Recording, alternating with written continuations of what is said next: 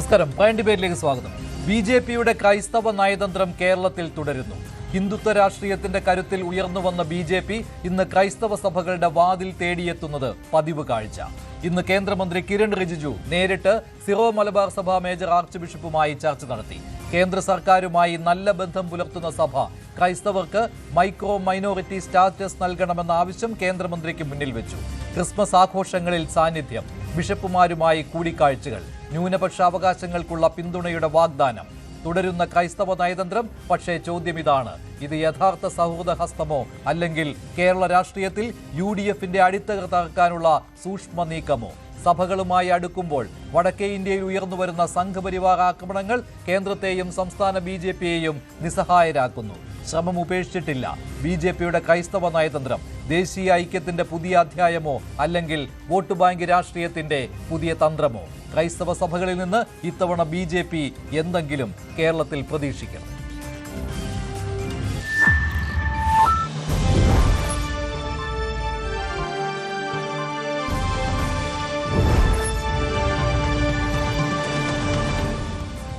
Kakkanad saint Thomas മൗണ്ടിലെത്തിയാണ് കേന്ദ്രമന്ത്രി Kiran Rijiju Syro Malabar സഭ അധ്യക്ഷനുമായി കൂടിക്കാഴ്ച നടത്തിയത്. സൗഹാർദ്ദപരമായ സന്ദർശനം എന്നായിരുന്നു കൂടിക്കാഴ്ചയ്ക്ക് ശേഷം രണ്ട് ഭാഗത്തിന്റെയും പ്രതികരണം. ആദ്യം കേന്ദ്രമന്ത്രി കിരൺ റിജിജുവിന്റെയും ഒപ്പം BJP സംസ്ഥാന അധ്യക്ഷൻ രാജീവ് ചന്ദ്രശേഖറിന്റെയും പ്രതികരണം കേൾക്കാം. Since I am Minister for the welfare of the minority communities, I have come across numerous religious leaders and interacted with them. And in Kerala, many Christian organizations are associated with government and our party. So this is a courtesy call, and I have come here for a media business conclave. But in the meantime, I got opportunity to call on the Archbishop, and we had exchange of some ideas. And in Kerala, I think now we could build up good confidence amongst the minorities, especially those who are smaller minorities. We are taking good care of them to ensure that everybody is equal. And there are 6 minority communities in India. You are well aware of it. Christians, Muslims. Muslims are the largest, then Christians, Sikhs, Buddhists, Jains and Parsis. Parsis are the smallest. Our intention is all the minority communities guaranteed some privileges and protection under Constitution will be given protection as per the spirit of the Constitution. If there are any deviation in any state, we will ensure that we take some corrective steps. So I have ensured the Archbishop that our government, Narendra Modi government, will ensure that Sabka Saath, Sabka Vikas, means taking along the confidence of everybody and for everyone, we will take care of all communities. രണ്ട് കാര്യങ്ങളാണ് ഇന്ന് നമ്മളിവിടെ ചർച്ച ചെയ്തത്. മന്ത്രി പറഞ്ഞ പോലെ മന്ത്രി കോൺസ്റ്റിറ്റ്യൂഷണൽ സബ്കാ സാത്ത് സബ്കാ വികാസ് നമ്മുടെ കാഴ്ചപ്പാട് മുമ്പോട്ട് വെച്ചു. അതിനപ്പുറം രണ്ട് ചർച്ചയാണ്. ഒന്ന്, പിതാവ് ഒരു ആഗ്രഹിച്ച് ക്രിസ്ത്യൻ കമ്മ്യൂണിറ്റിക്ക് ഒരു മൈക്രോ മൈനോറിറ്റി സ്റ്റേറ്റസ് കിട്ടണം. കാരണം മൈനോറിറ്റി റിസോഴ്സസും അതുപോലെ തന്നെ റിസർവേഷൻസിലും ഒരു മതത്തിന് മാത്രമാണ് റിസോഴ്സസ് കിട്ടുന്നത്. അപ്പോൾ അങ്ങനെ ഒരു മൈക്രോ മൈനോറിറ്റീസിനൊരു ചർച്ച പരിഗണിക്കണം എന്നാണ് അദ്ദേഹത്തിൻ്റെ ഒരു അഭ്യർത്ഥന. അത് മിനിസ്റ്റർ റിജിജു പറഞ്ഞിട്ടുണ്ട്. അത് 100% ഞങ്ങൾ അതിനെ കൺസിഡർ ചെയ്യാൻ പോകുന്നു.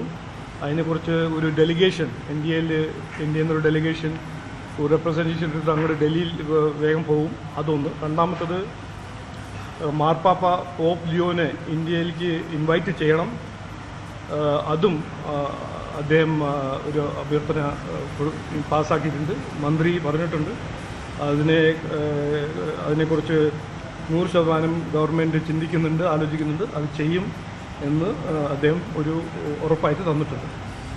ഇക്കാര്യങ്ങളാണ് സിറോ മലബാർ സഭയുമായിട്ടുള്ള ചർച്ചയിൽ ഉരുത്തിരിഞ്ഞു വന്നിട്ടുള്ള കാര്യങ്ങൾ, സീറോ മലബാർ സഭ ആവശ്യപ്പെട്ട കാര്യങ്ങൾ കേന്ദ്രത്തിന് മുന്നിൽ.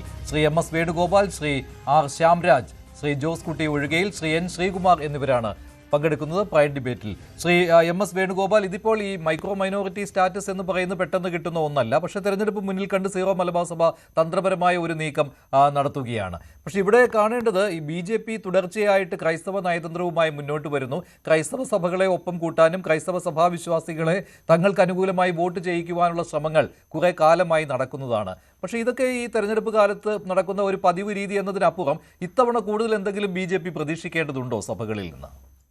BJPക്ക് പല മണ്ഡലങ്ങളിലും നമുക്ക് മുമ്പ് രാജീവ് ചന്ദ്രശേഖർ തിരുവനന്തപുരത്ത് പാർലമെൻറ്റിൽ മത്സരിച്ചപ്പോൾ തന്നെ അറിയാം, വെറും 16,000 ചില്ലുവാന വോട്ടിനാണ് അദ്ദേഹം പരാജയപ്പെട്ടത്. 10 ലക്ഷത്തോളം വോട്ടുള്ള സ്ഥലത്ത് 16,000 വോട്ടിന് അദ്ദേഹം 4ാം തവണയും മത്സരിക്കുന്ന ശശി തരൂരിനോട് പരാജയപ്പെടുകയാണ്. അത് എങ്ങനെ സംഭവിച്ചു എന്ന് ചോദിച്ചാൽ, കോസ്റ്റൽ ബെറ്റിലെ ന്യൂനപക്ഷ വോട്ടുകൾ, ക്രിസ്ത്യൻ വോട്ടുകൾ, ലാറ്റിൻ ക്രിസ്ത്യൻ വോട്ടുകൾ അദ്ദേഹത്തിന് നഷ്ടപ്പെട്ടിട്ടുണ്ട്. വെറും 8,000 വോട്ട്, 8,000 ചില്ലുവാന വോട്ട് ഇപ്പുറത്ത് വന്നാൽ അദ്ദേഹത്തിന് ജയിക്കാൻ കഴിയുന്ന ഒരു സാഹചര്യമായിരുന്നു. അപ്പോൾ BJPയെ സംബന്ധിച്ചിടത്തോളം ഇത് പല മണ്ഡലങ്ങളിലുണ്ട്. ഇപ്പോൾ ചെങ്ങന്നൂർ എടുത്താൽ, അല്ലെങ്കിൽ നമുക്കിപ്പോൾ ക്രിസ്ത്യൻ മെജോറിറ്റിയുള്ള മണ്ഡലങ്ങൾ നോക്കിയാൽ അറിയാലോ, കോട്ടയം ഏതാണ്ട് 40-45% അടുപ്പിച്ച് ക്രിസ്ത്യാനികളുള്ളൊരു സ്ഥലമാണ്. അതുപോലെ തന്നെ ഇടുക്കി, പിന്നെ പത്തനംതിട്ട, എറണാകുളം, തൃശ്ശൂർ, ഈ മണ്ഡലങ്ങളിലെല്ലാം 30% മുകളിൽ 40% വരെ വോട്ട്, ക്രിസ്ത്യൻ വോട്ടുകളുള്ള സ്ഥലങ്ങളാണ്. അപ്പോൾ BJPയെ സംബന്ധിച്ചിടത്തോളം ഈ വോട്ടുകൾ ഞങ്ങൾക്ക് വേണ്ട എന്ന് പറഞ്ഞ് കളയാൻ പറ്റില്ല.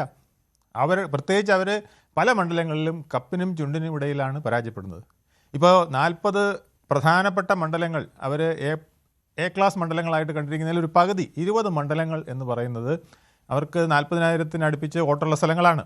അവിടെ 40,000 വോട്ടുകൾ കൊണ്ട് മാത്രം നല്ലൊരു കാൻഡിഡേറ്റ് ഉണ്ടെങ്കിലും ചിലപ്പം അവിടെ വിജയിക്കാൻ കഴിഞ്ഞെന്ന് വരില്ല. അതിന് ചിലപ്പോൾ മുഴുവൻ ക്രിസ്ത്യാനികളുടെ വോട്ടല്ല, ഒരു കുറച്ച് പെർസെൻറ്റേജ്, ഒരു 5,000 വോട്ട് ഒക്കെ കിട്ടിയാൽ പോലും അത് വലിയ ഒരു മാറ്റം BJPക്ക് ഉണ്ടാക്കും. അവർക്ക് ചിലപ്പോൾ കിട്ടാനുള്ള സീറ്റുകളുടെ എണ്ണത്തിൽ ഇരട്ടിയാക്കാൻ വരെ കഴിയുന്ന ഒരു സാഹചര്യം ഉള്ളതുകൊണ്ടാണ് അവർ. പക്ഷേ ഈ നിയമസഭാ തെരഞ്ഞെടുപ്പിൽ അങ്ങനെ പ്രതീക്ഷിക്കേണ്ട ആവശ്യമുണ്ടോ? ഇത് ദീർഘകാലത്തെ ഒരു പദ്ധതി എന്ന രീതിയിൽ വേണമെങ്കിൽ പറയാം. പക്ഷേ ഈ നിയമസഭാ തെരഞ്ഞെടുപ്പ് ഇവിടെ സംസ്ഥാനത്ത് ഒരു ഭരണവിരുദ്ധ വികാരം ഉള്ള സമയത്ത് UDFന് അനുകൂലമായിട്ട് മൈനോറിറ്റീസ്, പ്രത്യേകിച്ച് ക്രിസ്ത്യൻ മൈനോറിറ്റീസ് ചിന്തിക്കുന്നു എന്നൊരു കാര്യം ഉരുത്തിരിഞ്ഞു വന്നു കഴിഞ്ഞു, അങ്ങനെ ഒരു വിലയിരുത്തൽ വന്നു കഴിഞ്ഞു. ആ സമയത്ത് ഇനി BJPക്ക് വോട്ട് ചെയ്ത് വെറുതെ ഈ ഭരണവിരുദ്ധ വികാരത്തെ ഇങ്ങനെ ഭിന്നിപ്പിച്ച് കളയണോ എന്നൊരു തോന്നൽ സ്വാഭാവികമായിട്ടും ന്യൂനപക്ഷങ്ങൾക്കുണ്ടാവുമല്ലോ, പ്രത്യേകിച്ച് ക്രൈസ്തവ ന്യൂനപക്ഷങ്ങൾക്ക്. അതുകൊണ്ട് സഭകൾ ഇത്തവണ BJPക്ക് അനുകൂലമായിട്ട് വോട്ട് ചെയ്യുവാൻ ഉള്ള സാധ്യതയില്ല. അവരങ്ങനെ ഒരു ആഹ്വാനം നടത്തുവാനുള്ള അതിനകത്തൊരു ഒരു കാര്യമുണ്ട്. അതായത് ഇപ്പോൾ ക്രിസ്ത്യൻ സഭ എക്കാലത്തും കോൺഗ്രസിനൊപ്പവും കേരള കോൺഗ്രസിനൊപ്പവും UDFനൊപ്പമൊക്കെയാണ് നിന്നിട്ടുള്ളത്. വലിയൊരു വിഭാഗം, വളരെ കുറച്ച് മാത്രമേ നമുക്കറിയാം LDFനോടൊപ്പം പോലും നിന്നിട്ടുള്ളൂ. അതും അടുത്ത കാലത്താണ് LDFനോട് കൂടുതൽ അടുത്തിട്ടുള്ളത്. ഇപ്പോൾ കുറച്ച് അകലുകയും ചെയ്തിട്ടുണ്ട്. എന്നിരുന്നാലും BJPക്ക് ഇപ്പോൾ ചില മണ്ഡലങ്ങൾ, ഇപ്പോൾ ഞാൻ പറയുന്ന പ്രധാനപ്പെട്ട കോട്ടയം, ഇടുക്കി പോലുള്ള സ്ഥലങ്ങളല്ല, മറ്റ് ചില മണ്ഡലങ്ങളിൽ, അതായത് അവിടെ UDF വളരെ, അതിന് ആലപ്പുഴ, കൊല്ലം, തിരുവനന്തപുരം തുടങ്ങിയ മണ്ഡലങ്ങളിൽ UDF ചിലപ്പോൾ വളരെ താഴോട്ട് പോകുമെന്ന് തോന്നുന്ന സ്ഥലങ്ങളിൽ അവർക്ക്, കുറച്ച് പേർക്ക് LDFന് വോട്ട് ചെയ്യുന്നതിന് പകരം BJPക്ക് വോട്ട് ചെയ്യാമെന്ന് ചിന്തിക്കാനുള്ള സാധ്യതയുണ്ട്. അത് പ്രാദേശികമായി ചിലപ്പോൾ മുതലെടുക്കാൻ കഴിഞ്ഞെന്നിരിക്കും. ഈ ബിഷപ്പുമായിട്ടുള്ളൊക്കെ ഇപ്പോൾ മാർ റാഫേൽ തട്ടേലുമായിട്ടുള്ള ബന്ധമൊക്കെ വെച്ചിട്ട് താഴെത്തട്ടിൽ ചിലപ്പോൾ ചില ബന്ധങ്ങൾ ചില പ്രത്യേക മണ്ഡലങ്ങളിൽ അവർക്കുണ്ടാക്കാൻ കഴിഞ്ഞെന്നിരിക്കും.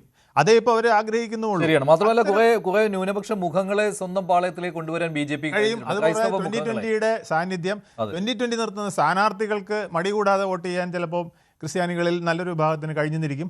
അവരുടെ വിജയത്തിനും ഇതൊരാവശ്യമാണ്. എനിക്ക് തോന്നുന്നത് ഇപ്പോൾ ഈ ഒരു മൂവ്മെന്റിന് പിന്നിൽ കുന്നത്തുനാട് പോലെയുള്ള മണ്ഡലങ്ങളിൽ അവർക്ക് വളരെ പ്രധാനപ്പെട്ടതാണ്. അത് സാബു ജേക്കബിൻ്റെ ഒരു പ്രശ്നം കൂടെ ചിലപ്പോൾ ഈ ഒരു കിരൺ റിജ്ജുവിൻ്റെ ഇപ്പോഴത്തെ നീക്കത്തിന് പിന്നിൽ ഉണ്ടാവാം. അതുപോലെ തന്നെ BJPയുടെ നിതിൻ നബീനെ സംബന്ധിച്ചിടത്തോളം അദ്ദേഹം ഒരു സൂക്ഷ്മദർശിനി എന്നാണ് പറയുന്നത്. അദ്ദേഹം ഓരോ മണ്ഡലത്തിലും വിജയിക്കാൻ സാധ്യതയുള്ളത് അല്ലെങ്കിൽ പരാജയപ്പെടുത്താൻ സാധ്യതയുള്ള സെക്ടറുകൾ ഏതൊക്കെയെന്ന് നോക്കിയിട്ട് അവിടേക്ക് ഫോക്കസ് ചെയ്തുകൊണ്ട് ചില നീക്കങ്ങൾ നടത്തുന്നതിൽ ഒരു എക്സ്പെർട്ടാണ്. അപ്പോൾ എനിക്ക് തോന്നുന്നത് UDF പൂർണ്ണമായും വിജയിക്കുന്ന സ്ഥലങ്ങളല്ലാത്ത കുറേ സ്ഥലങ്ങളുണ്ട്. സ്ട്രെയിറ്റ് വേണമെങ്കിൽ ഒന്നും രണ്ടുമായിട്ട് LDFും BJPയും തമ്മിൽ ഫൈറ്റിന് വരുന്ന കുറേ സ്ഥലങ്ങളുണ്ട്. അവിടെ ഒരു പക്ഷേ ക്രിസ്ത്യൻ വോട്ടുകൾ മുഴുവനൊന്നുമല്ല, വളരെ കുറഞ്ഞ തോതിൽ എൻ ശ്രീകുമാർ, താങ്കൾ എങ്ങനെ കാണുന്നു ഈ ഒരു നിരീക്ഷണത്തെ? താങ്കൾ എങ്ങനെ കാണുന്നു? എന്തായാലും ഇത്തവണ UDF വിട്ടിട്ട് നേരെ BJPക്ക് പോയി ക്രൈസ്തവർ വോട്ട് ചെയ്യും എന്നൊന്നും പറയാനാവില്ല. പക്ഷേ അത് BJPയുടെ ഒരു നയതന്ത്രമാണ്, ഒരു ക്രൈസ്തവ നയതന്ത്രം. ക്രൈസ്തവ വോട്ടുകൾ അത് തങ്ങൾക്കും കൂടി അനുകൂലമായിട്ട് പോൾ ചെയ്യിക്കണം എന്നുള്ളത് ഇന്നും ഇന്നലെയും തുടങ്ങിയതല്ല. തൃശ്ശൂരിൽ ഒരു പരിധിവരെ അവർ അതിൽ വിജയിക്കുകയും ചെയ്തിട്ടുണ്ട്. അപ്പോൾ അത് ഇടയ്ക്ക് വെച്ച് നിർത്തുവാൻ ഉദ്ദേശിക്കുന്നില്ല എന്നതിൻ്റെ വ്യക്തമായ സന്ദേശമാണല്ലോ കേന്ദ്രമന്ത്രി കിരൺ റിജിജുവിൻ്റെ ഈ സന്ദർശനം. നോക്കൂ മഞ്ജുഷേ, കേരളത്തിൽ LDFും UDFും NDAയും തമ്മിലൊരു ത്രികോണ മത്സരം വരുമ്പോഴേ പ്രത്യേക സാഹചര്യമൊന്നും ഇല്ലാത്തത് കൊണ്ട് LDFും UDFും തമ്മിലാണ് മുഖ്യ മത്സരം. അതിൽ LDFും UDFും ഒക്കെ പരസ്പരം ആക്ഷേപം ഉന്നയിക്കുമ്പോൾ BJP സഹായിക്കാൻ ശ്രമിക്കുന്നു എന്ന് UDFും മറിച്ച് LDF ഒക്കെ പറയും. ചില ഘട്ടങ്ങളിൽ CPMന്റെ ചില നിലപാടുകൾ UDFന്റെ കൂടുതൽ ആ ആക്ഷേപത്തിന് ബലം പകരുന്ന രീതിയിലേക്ക് വന്നിട്ടുണ്ട്.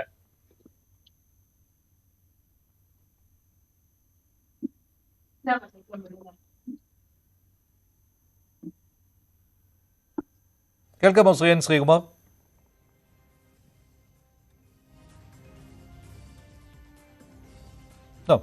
എന്തായാലും ശ്രീ MS വേണുഗോപാൽ, അടുത്തതായി പ്രധാനമന്ത്രി നരേന്ദ്രമോദി കേരളത്തിലേക്ക് വരുന്നുണ്ട്. ഇന്ന് അങ്ങനെ ഒരു കാര്യവും വന്നു കഴിഞ്ഞുവല്ലോ. സ്വാഭാവികമായിട്ടും വീണ്ടും ബിഷപ്പുമാരുമായിട്ടുള്ള ഒരു ചർച്ച നടക്കുവാനുള്ള സാധ്യതയുമുണ്ട്. ഇവിടെ ഇനിയും ചർച്ചകൾ നടക്കും. ഇനിയും ചില അവകാശങ്ങൾ ഒക്കെ തന്നെ കൊടുത്തുകൂടായികയുമില്ല. ഇപ്പം BJPയെ സംബന്ധിച്ചിടത്തോളം ഒരു മേജർ മൈനോറിറ്റി ആയി നിൽക്കുന്ന മുസ്ലിമിന് ഒഴിച്ച് ബാക്കിയുള്ളവർക്ക് ഒരു ഫേവർ ചെയ്യുന്നതിൽ അവർക്ക് വലിയ പ്രശ്നങ്ങൾ വന്നുകൂടായികയില്ല. ചില സന്ദർഭങ്ങൾ വെച്ച് നോക്കുമ്പോൾ അതും ഒരു സാധ്യതയായിട്ട് വരാവുന്നതാണ്. അങ്ങനെ വന്നാൽ പോലും അതിൻ്റെ ഗുണം ക്രിസ്ത്യൻ കമ്മ്യൂണിറ്റിക്ക് ലഭിക്കും. അത് ഉടനെ ഉണ്ടാകുമെന്ന് പറയാൻ പറ്റില്ല. മറ്റ് 5 പ്രധാനപ്പെട്ട മൈനോറിറ്റി കമ്മ്യൂണിറ്റികൾ ക്രിസ്ത്യന് താഴെ തന്നെ നിൽക്കുന്നു. ആ സാഹചര്യത്തിൽ അത് പെട്ടെന്ന് ഉണ്ടാവില്ല. പക്ഷേ ഒരുപാട് ഡിസ്കഷനും മറ്റും ആ കാര്യത്തിന് ആവശ്യമായി വന്നേക്കാം. പക്ഷേ അത്തരത്തിലൊരു ഒരു അതിമൈനോറിറ്റി, അതിന്യൂനപക്ഷം അല്ലെങ്കിൽ മൈക്രോ മൈനോറിറ്റി എന്ന ഒരു വിഭാഗം സൃഷ്ടിക്കുന്നതിന് ചിലപ്പോൾ കേന്ദ്ര ഗവൺമെൻറ്റിന് മടി കാണിക്കേണ്ട കാര്യമില്ല. അത് വേറൊരു വിധത്തിൽ കൂടെ കേന്ദ്ര ഗവൺമെന്റിനോ അല്ലെങ്കിൽ BJPക്കോ ഗുണകരമാകും. ശരി, ശ്രീ എൻ ശ്രീകുമാർ, ഇത് വർഷങ്ങളായിട്ടുള്ള ഒരു ആവശ്യം കൂടിയാണ് കേട്ടോ, അല്ലേ? കുറെ കാലങ്ങളായി കേൾക്കുന്നതാണ് മൈക്രോ മൈനോറിറ്റി സ്റ്റാറ്റസ് വേണം എന്നുള്ളത് ക്രൈസ്തവർക്ക്.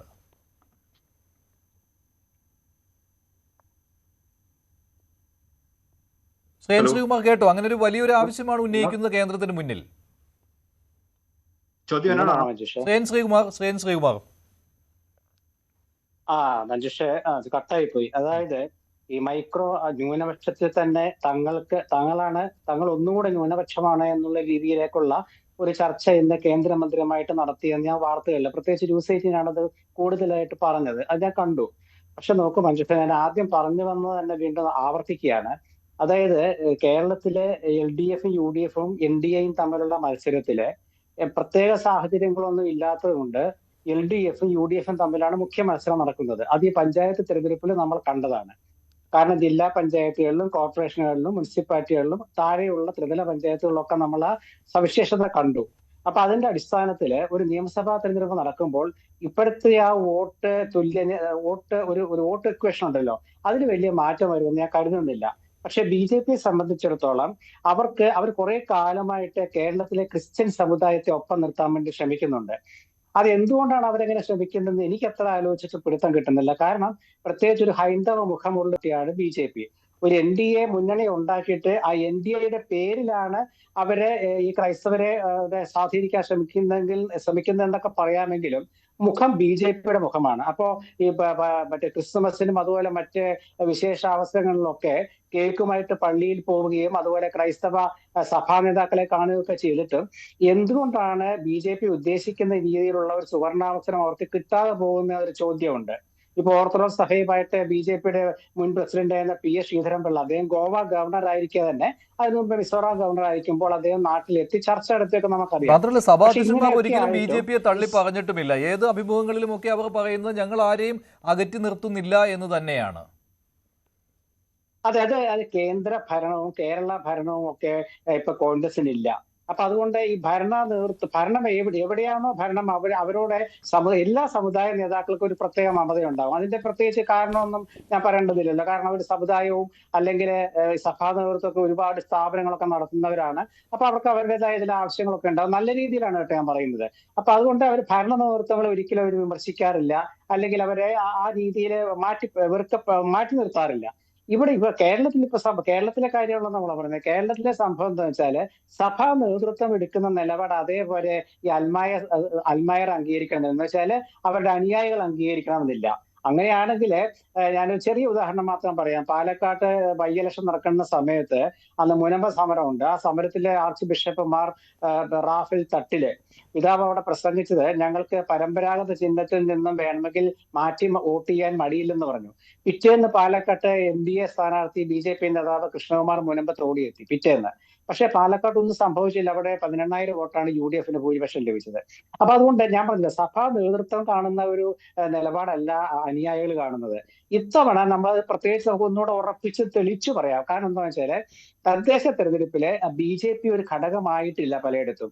മാത്രമല്ല അവരെ ഇപ്പൊ തിരുവനന്തപുരം കോർപ്പറേഷൻ അവർ ജയിച്ചു എന്നുള്ളത് മാറ്റി നിർത്തിക്കൊണ്ടാണ് ഞാൻ പറഞ്ഞത്. അപ്പൊ അത് മാറ്റി നിർത്തണമെന്ന് ചോദിച്ചാൽ അത് മാറ്റി നിർത്തുകയാണ്. കാരണം തിരുവനന്തപുരത്തെ BJPക്ക് സ്വാധീനമുള്ളൊരു മണ്ഡലമാണ്. അവിടെ രാജീവ് ചന്ദ്രശേഖർ നേരത്തെ പരാജയപ്പെട്ടത് 15,000 വോട്ടുകളുടെ ഭൂരിപക്ഷത്തിനാണെന്ന് അറിയാമല്ലോ.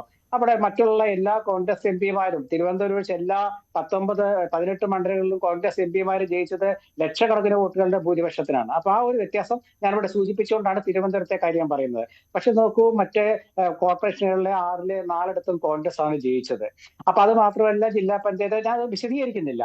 അപ്പൊ അതുകൊണ്ട് ക്രൈസ്തവ സഭയുടെ ചിന്ത എന്താണെന്ന് വെച്ചാൽ അവരെ ക്രൈസ്തവ സഭ ഹിന്ദുക്കളെ മുസ്ലിങ്ങളെ ഞാൻ മാറ്റി നിർത്തുന്നില്ല. കാരണം ഒരു പൊതുവികാരം ഗവൺമെന്റ് വിരുദ്ധ വികാരമാണ്. അത് വ്യാപകമായിട്ടുണ്ട്. അത് ആ ഒരു ഓളം ഈ LDF UDF നടത്തിയ യാത്രയിൽ നമ്മൾ കണ്ടു. ഇപ്പൊ മഞ്ജുഷിനൊക്കെ കൃത്യമായിട്ട് അറിയാമല്ലോ, UDF-ലെ VD സദസ്സ് നടത്തിയ യാത്ര എല്ലാ ജില്ലയിലും ഓളം ഉണ്ടാക്കുകയാണ്. എല്ലായിടത്തും അദ്ദേഹം ശ്രദ്ധിക്കപ്പെടുകയാണ്.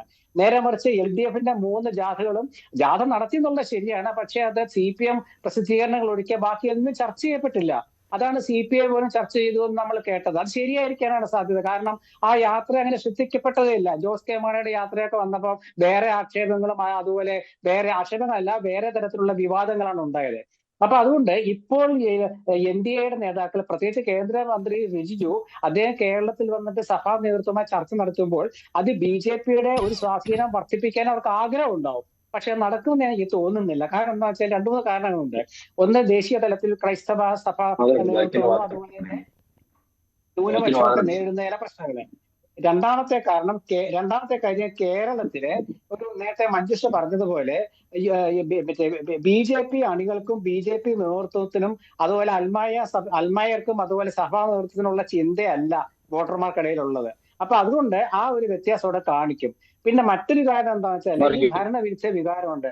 അപ്പൊ വെറുതെ നമ്മള് ജനങ്ങൾ വിചാരിക്കുക എന്താണ്, ന്യൂനപക്ഷം വിചാരിക്കുക എന്താണ്, വോട്ട് ചെയ്ത് അത് UDF-നും BJPക്കും വോട്ട് സ്പ്ലിറ്റ് ചെയ്ത് കൊടുത്തിട്ട് LDF-നെ വീണ്ടും വരുത്തണമെന്നൊരു ചിന്ത വരും. പ്രത്യേകിച്ച് ഇപ്പോഴത്തെ ഈ ആരോഗ്യ മേഖലയിൽ ഉണ്ടാകുന്ന പ്രശ്നങ്ങളൊക്കെ.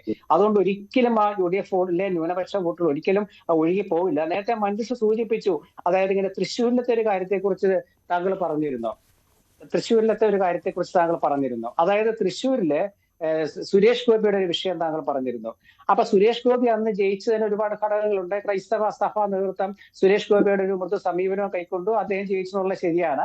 പക്ഷെ അതിനുശേഷം നടന്ന പഞ്ചായത്ത് മുനിസിപ്പൽ തെരഞ്ഞെടുപ്പില് ആ വ്യത്യാസം നമ്മൾ കണ്ടു. എന്താണ് ആ വ്യത്യാസം? തൃശ്ശൂർ കോർപ്പറേഷനിലെ BJPക്ക് വലിയ നേട്ടം ഉണ്ടാക്കാൻ സാധിച്ചില്ല. അവർക്ക് കഴിഞ്ഞ തവണ 6 ഡിവിഷനായിരുന്നു, ഇത്തവണ 8 ഡിവിഷനായി. അതിൽ 7 ഡിവിഷനാണ് ശരിക്കും കിട്ടിയത്, 1 ഡിവിഷൻ മാർക്ക് കിട്ടിയതാണ്. അപ്പൊ നേട്ടം ഉണ്ടായില്ല. സുരേഷ് ഗോപി ഒരുപാട് കലിംഗ സംവാദങ്ങളും അതുപോലെ അദ്ദേഹത്തിന്റെ പ്രചരണ തന്ത്രങ്ങളൊക്കെ ആവിഷ്കരിച്ചിട്ടും രക്ഷ കിട്ടിയില്ല. അപ്പൊ ആ വ്യത്യാസം നോക്കും നിങ്ങളെ. ശരി ശ്രീകുമാർ, ശ്രീ ജോസൂട്ടി ഒഴികയിൽ, കത്തോലിക്ക കോൺഗ്രസിന്റെ general secretary Shri Josutty Ozhikayil BJP വീണ്ടും അരമനകളിലേക്ക് വരികയാണ്. നിങ്ങൾ എങ്ങനെയാണ് ഇതിനെ കാണുന്നത്? ഇത് വെറുതെ ബിഷപ്പുമാർ എന്തെങ്കിലും വാക്ക് കൊടുക്കും, പക്ഷേ വിശ്വാസികൾ അതനുസരിച്ച് പ്രവർത്തിക്കുകയില്ല എന്നാണോ? അതോ ഇത്തവണ ക്രൈസ്തവ സഭാ നേതൃത്വത്തിനും BJP ഒരു ചോയ്സ് എന്ന രീതിയിൽ വരില്ല എന്നാണോ? എങ്ങനെയാണ്? യഥാർത്ഥത്തില് കേന്ദ്രമന്ത്രി കേരളത്തിൽ വന്നപ്പോ സീറോ മലബാർ സഭ ആസ്ഥാനത്തെത്തി സഭാതലവനെ കണ്ടു എന്നതിനെ അങ്ങനെ തന്നെ കാണുകയാണ് ചെയ്യേണ്ടത്. അതിനെ വോട്ടുമായിട്ട് ഇക്വേറ്റ് ചെയ്യാനായിട്ട് ശ്രമിക്കുകയല്ല വേണ്ടത് എന്നാണ് എനിക്ക് പറയാനുള്ളത്. കാരണം സീറോ മലബാർ സഭ എന്ന് പറയുന്നത് കേരളത്തിലും രാജ്യത്തിലും വിവിധ ഭാഗങ്ങളിലുമുള്ള ഒരു ക്രൈസ്തവ സഭാ വിഭാഗമാണ്. അതോടൊപ്പം കേരളത്തിന്റെ സാംസ്കാരിക രംഗത്തും മറ്റെല്ലാ മേഖലകളിലും നല്ല രീതിയിലുള്ള ഇടപെടലുകളും ഗുണകരമായ പല സമീപനങ്ങളും എടുത്തിട്ടുള്ള ഒരു സഭാ വിഭാഗമാണ്. വിവിധ തരത്തിലുള്ള പ്രതിസന്ധികൾ നമ്മൾ നേരിടുന്നുമുണ്ട്. അങ്ങനെയുള്ള ഒരു സാഹചര്യത്തിൽ ഇതിനു മുമ്പ് തന്നെ ക്രൈസ്തവ സഭകളുടെ, പ്രത്യേകിച്ച് സീറോ മലബാർ സഭയുടെ ആവശ്യങ്ങൾ ഉന്നയിച്ചുകൊണ്ടും ഇപ്പോൾ ഇവിടെ പരാമർശന വിഷയമായ മൈക്രോ മൈനോറിറ്റി സ്റ്റാറ്റസ് ആവശ്യപ്പെട്ടുകൊണ്ടും കേന്ദ്രത്തിൽ നിവേദനങ്ങൾ നൽകിയിട്ടുള്ളതുമാണ്. അപ്പോൾ തീർച്ചയായും കേരളത്തിൽ ഒരു ഉത്തരവാദിത്തപ്പെട്ട ഭരണാധികാരി വന്നു കഴിഞ്ഞപ്പോൾ ഒരു സമുദായ നേതാവിനെ കണ്ടു എന്നത് അങ്ങനെ തന്നെ കാണാനാണ് ശ്രമിക്കേണ്ടത്. എന്താണ് ഈ സമൂഹത്തിന് ഈ പറയാനുള്ളത്, എന്താണ് ഞങ്ങളുടെ ആവശ്യങ്ങൾ. പക്ഷെ BJP ആ രീതിയിലായിരിക്കില്ലല്ലോ. സ്വാഭാവികമായിട്ടും ക്രൈസ്തവ നയതന്ത്രം, ക്രിസ്ത്യൻ ഔട്ട്റീച്ച് എന്നൊക്കെ പേരിട്ട് വിളിക്കുന്ന ഒന്ന് തന്നെയാണ് ഇത് എന്ന കാര്യത്തിൽ സംശയമില്ല.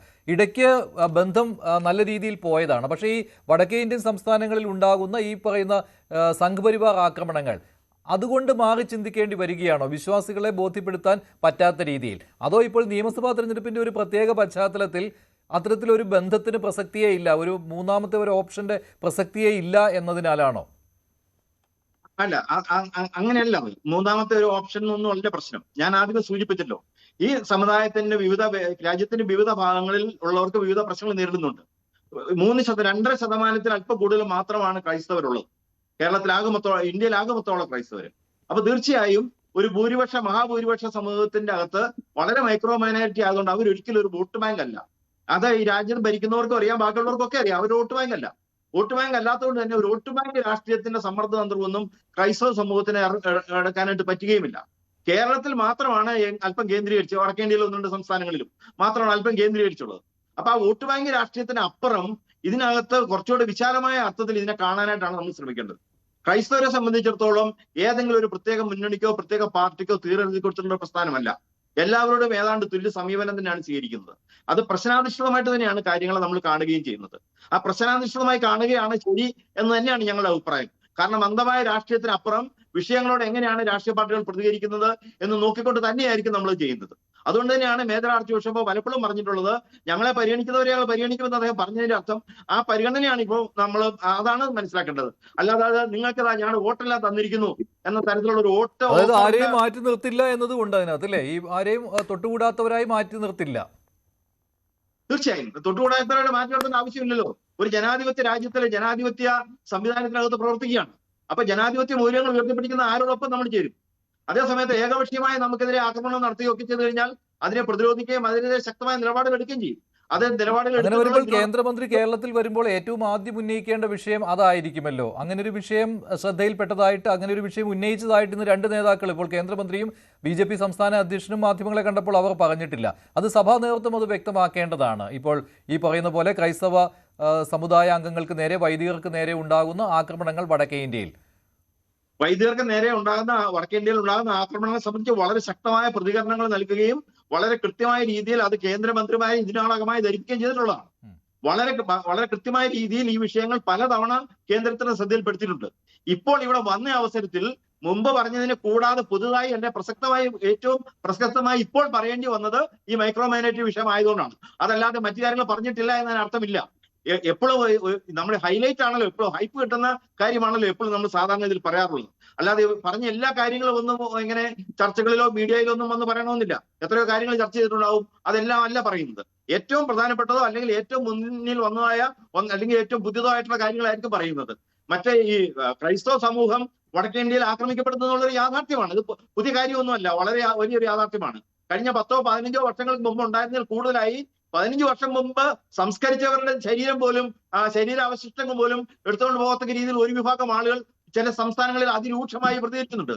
പക്ഷേ ഒരു ജനാധിപത്യ രാജ്യത്തെ ഒരു സമൂഹം എന്നുള്ള നിലയ്ക്ക്, ക്രൈസ്തവ സമൂഹം എന്നുള്ള നിലയ്ക്ക് ഇവിടെ ജീവിക്കാനും മുന്നോട്ട് പോകാനുള്ള അവകാശവും സ്വാതന്ത്ര്യവുമുണ്ട്. ഇന്ത്യൻ ഭരണഘടന ഉറപ്പു നൽകുന്ന സ്വാതന്ത്ര്യമുണ്ട്. അത് സംരക്ഷിക്കപ്പെടണം എന്ന് കൃത്യതയോടുകൂടി തന്നെയാണ് ഭരണാധികാരികളുടെ മുമ്പിൽ പറയുന്നത്, ഇപ്പോഴും പറയുന്നുണ്ട്, എപ്പോഴും അത് പറയുകയും ചെയ്യും. ശരി ശ്രീ ജോസൂട്ടി. ശ്രീ പി ശ്യാംരാജ്, ഇതിപ്പോൾ ക്രിസ്ത്യൻ ഔട്ട്റീച്ച് അത് അത്ര കണ്ട് ഇതുവരെ ഫലവത്തായിട്ടില്ല എന്ന് BJP തന്നെ അറിയാവുന്നതാണ്. എന്നിട്ടും ആ ശ്രമം തുടരുന്നു എന്ന് കണക്കാക്കിയാൽ മതിയല്ലോ ഇല്ലേ കിരൺ റിജിജുവിന്റെ ഈ സന്ദർശനത്തിലൂടെ? ഇതിപ്പോൾ എന്തായാലും ന്യൂനപക്ഷങ്ങളുടെ വോട്ടുകളും വേണം BJPക്ക് ഒരു ഈ പറയുന്ന രീതിയിൽ എന്തെങ്കിലും മുന്നേറ്റം ഉണ്ടാക്കുവാൻ എന്നുള്ള തിരിച്ചറിവ് എന്തായാലും പാർട്ടിക്കുണ്ട്. അതിൻ്റെ ഒരു അടുത്ത ഘട്ടത്തിലേക്ക് കടന്ന ഒരു സാധാരണ നടപടിക്രമം അതിനപ്പുറം ഒന്നുമില്ലല്ലോ. അല്ല മഞ്ജുഷ, എന്താണെന്നറിയോ, ഒരു ഇലക്ഷന്റെ നമുക്കറിയാമല്ലോ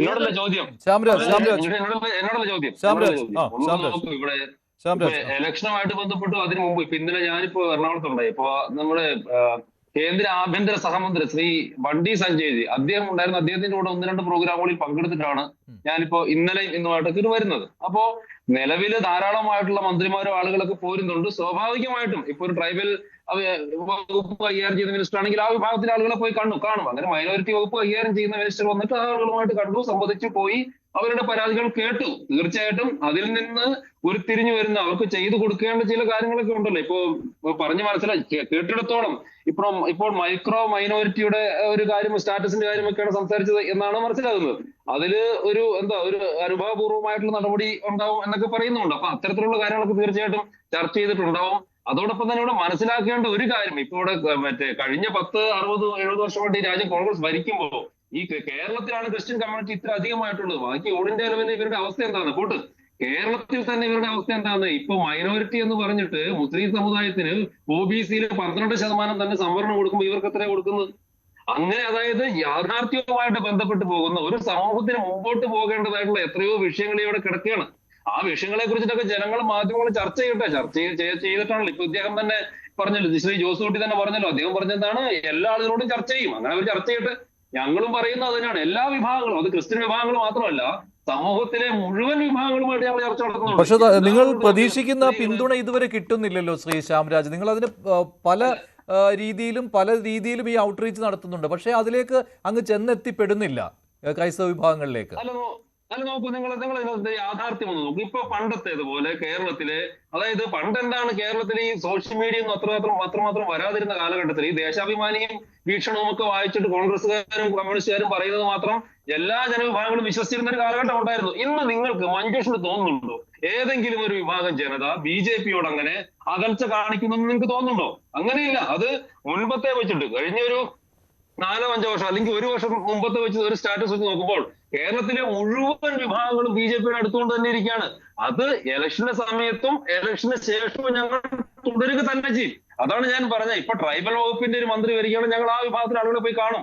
ഇപ്പൊ യുവജനകാര്യ വകുപ്പ് മന്ത്രി വരുമ്പോൾ അദ്ദേഹത്തെ പോയി കാണും. വനിതാ ശിശുക്ഷേമ വകുപ്പിന്റെ ആൾ വരുമ്പോൾ അവരെ പോയി കാണും. ഇതൊക്കെ ചെയ്യുന്നേ ഇലക്ഷനുമായിട്ട് ബന്ധപ്പെട്ടു. അതല്ലാതെയും സ്വാഭാവികമായിട്ട് കേന്ദ്ര സർക്കാർ നമുക്കുള്ള സമയത്ത് ആ വിഭാഗം ജനത, അതിനുവേണ്ടിയാണല്ലോ മന്ത്രിസഭയുള്ളത്. അപ്പൊ ആ വിഭാഗം ജനതയോട് സംസാരിക്കും, അവരോട് അവരുടെ പ്രശ്നങ്ങളും പരാതികളും എന്താണെന്ന് നമ്മൾ കേൾക്കും. കേട്ടിട്ട് അതിന് പരിഹാരം ചെയ്തു കൊടുക്കാൻ വേണ്ടി പറ്റുന്നതിന് പരിഹാരം ചെയ്തു കൊടുക്കും. അതെല്ലാം ചെയ്യും. അത് ഇനി വരും ദിവസങ്ങളിൽ നടക്കുകയും ചെയ്യും. അതിനകത്തൊന്നും അതിനപ്പുറത്തേക്ക് വലിയ വായനയുടെ ആവശ്യമുണ്ടോ എന്ന് എനിക്ക് തോന്നുന്നില്ല. പക്ഷെ ഒരു കാര്യം ഉറപ്പാണ്, കേരളത്തിലെ അല്ലെങ്കിൽ ഇന്ത്യയിലെ ക്രൈസ്തവ ജനവിഭാഗങ്ങളുടെ പ്രശ്നങ്ങൾ കൃത്യമായിട്ട് കേൾക്കേണ്ടതായിട്ടുണ്ട്. അത് കേൾക്കുന്നുണ്ട്, അതിനി കേൾക്കുകയും ചെയ്യും.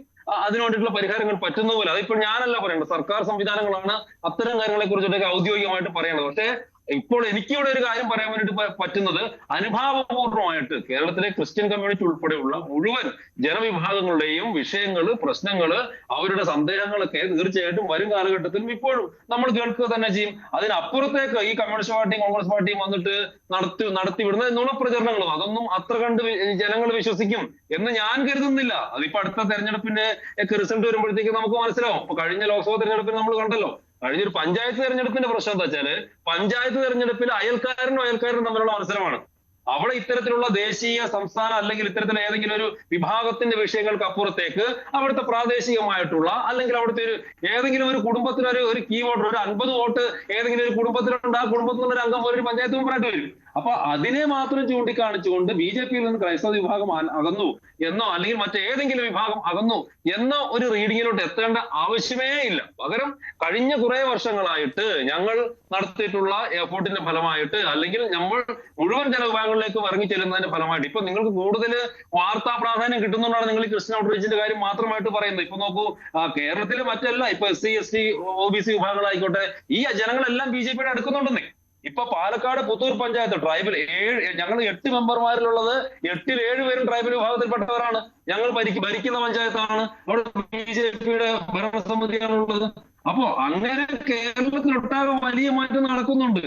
അപ്പോ അതില്ല എന്നിട്ട് ഇല്ല എന്ന് പറയുന്നവർ പറഞ്ഞോട്ടെ. ശരി, ഇല്ല എന്ന് പറഞ്ഞത് ശ്രീ N. ശ്രീകുമാറാണ്. ശ്രീ N. ശ്രീകുമാർ, താങ്കൾക്കുള്ള മറുപടിയാണ് ശ്യാംരാജ് നൽകിയത്. അങ്ങനെ തന്നെ ആയിക്കോട്ടെ. ശരി, ശ്രീ N. ശ്രീകുമാർ, പഞ്ചായത്ത് തെരഞ്ഞെടുപ്പിനെ ആ രീതിയിൽ കാണേണ്ടതില്ല എന്നാണ്. അല്ല, നോക്കൂ മഞ്ജുഷേ, പഞ്ചായത്ത് തെരഞ്ഞെടുപ്പിൽ ആ രീതിയിൽ കാണേണ്ടതില്ല എന്ന് ജയിക്കുന്നവരും തോൽക്കുന്നവരും ജയിക്കുന്നവർ മറിച്ചും പറയും. അതൊക്കെ രാഷ്ട്രീയത്തിന്റെ ഒരു പാഠമാണ്. ഞാൻ ഒരു അടിസ്ഥാനപരമായിട്ട് പത്രപ്രവർത്തകനായതുകൊണ്ട് ഈ കാര്യങ്ങളുടെ കൃത്യമായിട്ട് എനിക്ക് പറയേണ്ടി വരേണ്ടതുണ്ട്. പക്ഷേ ഇപ്പൊ ഇത്തവണ UDF-നുണ്ടായ ജില്ലാ പഞ്ചായത്തുകളുടെയും കോർപ്പറേഷനുകളുടെയും ജയം മാത്രം എടുത്താൽ മതി. മറ്റുള്ള മുനിസിപ്പാലിറ്റിയും മറ്റുള്ള ബ്ലോക്ക് ഗ്രാമപഞ്ചായത്തുകളും വിട്ടോളൂ. അപ്പൊ ആ ജില്ലാ പഞ്ചായത്തുകളിലെ 7 ജില്ലാ പഞ്ചായത്ത് മാത്രമല്ല, അതിൽ കൂടുതൽ ഡിവിഷനുകൾ കോൺഗ്രസിനാണ് കിട്ടിയത്. ഡിവിഷനുകൾ കേട്ടോ, 7 മാത്രം കണക്കാക്കണ്ട. അപ്പൊ അത് വരുമ്പോൾ അതൊക്കെ ഒരു രാഷ്ട്രീയ സ്റ്റൈൽ തന്നെയാണ്. അത് മാത്രമല്ല, മൊത്തത്തിലൊരു രാഷ്ട്രീയമായ ഒരു മാറ്റം തന്നെയാണ് പഞ്ചായത്ത് തെരഞ്ഞെടുപ്പിൽ ഉണ്ടായിട്ടുള്ളത്. അതിനും തർക്കമില്ലാത്ത കാര്യമാണ്. പിന്നെ ശ്യാംരാജ് അദ്ദേഹത്തിന്റെ രാഷ്ട്രീയം അതിൽ അങ്ങനെ പറഞ്ഞതേ ഉള്ളൂ. പക്ഷെ ഇതില് അദ്ദേഹം പറഞ്ഞ വേറൊരു കാര്യമുണ്ട്. ഈ ക്രൈസ്തവ സഭ നേതൃത്വം അങ്ങനെ വോട്ട് ബാങ്ക് എന്ന രീതിയിലില്ല എന്ന് നമ്മുടെ ഒഴികയിലൊക്കെ പറഞ്ഞു. അത് വോട്ട് ബാങ്ക് ഉണ്ട്, സംശയമില്ലാത്ത വോട്ട് ബാങ്ക് എന്ന് വെച്ചാൽ അത് ഓരോ രീതിയിലാണ്. അത് എല്ലാ സമുദായത്തിനും വോട്ട് ബാങ്ക് ഉണ്ട്. ആ സമുദായത്തിലെ 100 പേരുണ്ടെങ്കിൽ ആ 100 വോട്ട് വളരെ പ്രധാനപ്പെട്ടാണ്. വോട്ട് ബാങ്ക് എന്ന് വെച്ചാൽ അതാണ്. അപ്പൊ കേരളത്തിലെ മാത്രമല്ല, കുറെ കാലമായിട്ട് ഇപ്പൊ ശ്യാംരാജ് പറഞ്ഞ 60 വർഷമായിട്ട് കോൺഗ്രസ് ഭരിച്ചു. അതേ കോൺഗ്രസിനോടൊപ്പമായിരുന്നു ക്രൈസ്തവ വിഭാഗം, സംശയം വേണ്ട. പ്രത്യേകിച്ച് ഇന്ദിരാഗാന്ധിയുടെ കാലഘട്ടത്തിൽ അവരുടെ പ്രിൻസിപ്പൽ സെക്രട്ടറി ആയിരുന്ന PC അലക്സാണ്ടർ കേരള കോൺഗ്രസുകളെ യോജിപ്പിക്കാനായിട്ട് കേരളത്തിൽ വന്നത് PC അലക്സാണ്ടർ ആണ്. അപ്പൊ കേരള കോൺഗ്രസിന്റെ ജന്മം എന്ന് പറയുന്നത് തന്നെ ആന്റി കമ്മ്യൂണിസ്റ്റ് ആണ്. അതുപോലെ അങ്ങനെ ഒരുപാട് വിഷയങ്ങളുണ്ട്. അപ്പൊ ക്രൈസ്തവർ എന്ന് പറയുന്നത് അടിസ്ഥാനപരമായിട്ട് അവരൊരു ജനാധിപത്യ വിശ്വാസികളാണ്. പ്രത്യേകിച്ച് അത് കോൺഗ്രസിനോട് ആഭിമുഖ്യമുള്ളതാണ്, തർക്കമൊന്നും ഇല്ലാത്ത കാര്യമാണ്. അതിന് മാറ്റമൊക്കെ വന്നിട്ടുണ്ട്, ഇല്ലെന്നൊന്നും പറയുന്നില്ല. കാരണം എല്ലാവർക്കും എല്ലാ സമയത്തും ഒരേപോലെ നിൽക്കാൻ കഴിയില്ല. പക്ഷെ പൊതുവെ പറയുകയാണെങ്കിൽ ക്രൈസ്തവ സമൂഹം ഒരു കോൺഗ്രസ് അനുകൂല നിലപാട് സ്വീകരിച്ചിട്ടുള്ളവരാണ് സമൂഹം. സഭാ നേതൃത്വത്തിൽ ചില ചാഞ്ചാട്ടങ്ങളൊക്കെ ഉണ്ടായിട്ടുണ്ട്, വീക്ഷണ ചാഞ്ചല്യങ്ങളൊക്കെ ഉണ്ടായിട്ടുണ്ട്. അത് ഭരണ നേതൃത്വത്തിന്റെ മാറ്റം അനുസരിച്ചൊക്കെ വരുന്നതാണ്. ഇവിടെ കേന്ദ്രമന്ത്രി വന്നത് ശ്രീ ശ്യാംരാജ് പറഞ്ഞത്, അദ്ദേഹം വന്നു, അത് ഒഴികയിൽ തന്നെ പറഞ്ഞു, അദ്ദേഹം വന്നു കണ്ടു. ഒരു തെരഞ്ഞെടുപ്പ് ഘട്ടത്തില് കേന്ദ്രമന്ത്രിമാർ ആര് വന്നിട്ട് സഭാ നേതൃത്വത്തെ കാണുകയാണെങ്കിൽ അത് രാഷ്ട്രീയം തന്നെയാണ്, സംശയമൊന്നും വേണ്ട. മാത്രമല്ല, അതിനുശേഷം ഒരു മൈക്രോ മൈനോറിറ്റി ആയിട്ട് തങ്ങളെ ഉൾപ്പെടുത്തണമെന്ന് പറഞ്ഞതായിട്ട് BJP സംസ്ഥാന പ്രസിഡന്റ് രാജീവ് ചന്ദ്രശേഖരൻ പറഞ്ഞിരിക്കുന്നു. അപ്പൊ അതിന്റെ അർത്ഥം മൈക്രോ മൈനോറിറ്റി എന്ന് പറയണമെങ്കിൽ അതൊരു ആവശ്യമാണ്. ആ ആവശ്യം ഈ തെരഞ്ഞെടുപ്പ് കാലത്ത് മുന്നോട്ട് വെക്കുകയാണ്. അതൊക്കെ രാഷ്ട്രീയം തന്നെയാണ്, സംശയമൊന്നും ഇല്ലാത്ത കാര്യമാണ്. പക്ഷേ കേരളത്തിലേക്ക് വരുമ്പം 3 മുന്നണി ഉണ്ടെങ്കിലും 2 മുന്നണികൾ തമ്മിലാണ് മത്സരം. അതിലൊരു മുന്നണി 10 വർഷമായിട്ട് ഭരിക്കുമ്പോൾ ഉണ്ടായിട്ടുള്ള ജനവികാരം അവർക്കെതിരാണ്. ആ വികാരം നിലനിർത്താൻ ആഗ്രഹിക്കുന്ന സമൂഹങ്ങൾ, അത് ഹൈന്ദവരാണെങ്കിലും ക്രൈസ്തവരാണെങ്കിലും മുസ്ലിംസ് ആണെങ്കിലും, അത് വോട്ടർമാരെന്ന് മാത്രമല്ല, അത് ശരാശരി മനുഷ്യരുടെ വോട്ടാണ്. ശരാശരി മനുഷ്യരെന്ന് വെച്ചാൽ എന്താണ്? നിത്യജീവിതത്തിൽ അവർ അനുഭവിക്കുന്ന ബുദ്ധിമുട്ടുകളാണ്. അവിടെ വേറെ രാഷ്ട്രീയമോ തത്വമോ ചിന്തയോ ഒന്നും ഇല്ല. അവിടെ ദേശീയ തലത്തിലുള്ള കാഴ്ചപ്പാടുമില്ല, സംസ്ഥാന തലത്തിലുള്ള കാഴ്ചപ്പാടുമില്ല, ഒരു പ്രത്യയശാസ്ത്രത്തിൽ ഒന്നുമില്ല. PSC നിയമനം, എംപ്ലോയ്മെന്റ് എക്സ്ചേഞ്ച് നിയമനം, അതുപോലെ തന്നെ ആരോഗ്യ മേഖലയിലെ പ്രശ്നങ്ങള്, തൊഴിലില്ലായ്മയുടെ പ്രശ്നം, തൊഴിലധിഷ്ഠിത വിദ്യാഭ്യാസം, ഉന്നത വിദ്യാഭ്യാസം, ഒരുപാട് കൊച്ചു കൊച്ചു കാര്യങ്ങൾ ഓരോരുത്തരെയും ഓരോ രീതിയിലാണ് ബാധിക്കുന്നത്. അവരെല്ലാം കാണുന്നത് ഗവൺമെന്റിനെയാണ്. അപ്പൊ ഈ ഗവൺമെന്റിനെ കൊണ്ട് ഗുണമില്ലെന്ന് തോന്നിയാൽ അവരെന്താ ചെയ്യുക? തൊട്ടടുത്ത മുന്നണി ആരാണോ അവർക്ക് വോട്ട് ചെയ്യുക. അപ്പൊ അങ്ങനെ വരുമ്പോൾ ആ വോട്ട് സ്പ്ലിറ്റ് ചെയ്ത് പോകാതിരിക്കാൻ വേണ്ടിയിട്ട് പ്രധാനപ്പെട്ട മുന്നണികൾ ശ്രമിക്കും. അങ്ങനെ വരുമ്പോൾ ക്രൈസ്തവ സഭ വോട്ടുകളും എവിടേക്കാണോ ഉദ്ദേശിക്കുന്നത് അവിടേക്ക് തന്നെ വന്നു ചേരുക, സംശയമില്ല. അത് ഈ പഞ്ചായത്ത് തെരഞ്ഞെടുപ്പിൽ കണ്ടു.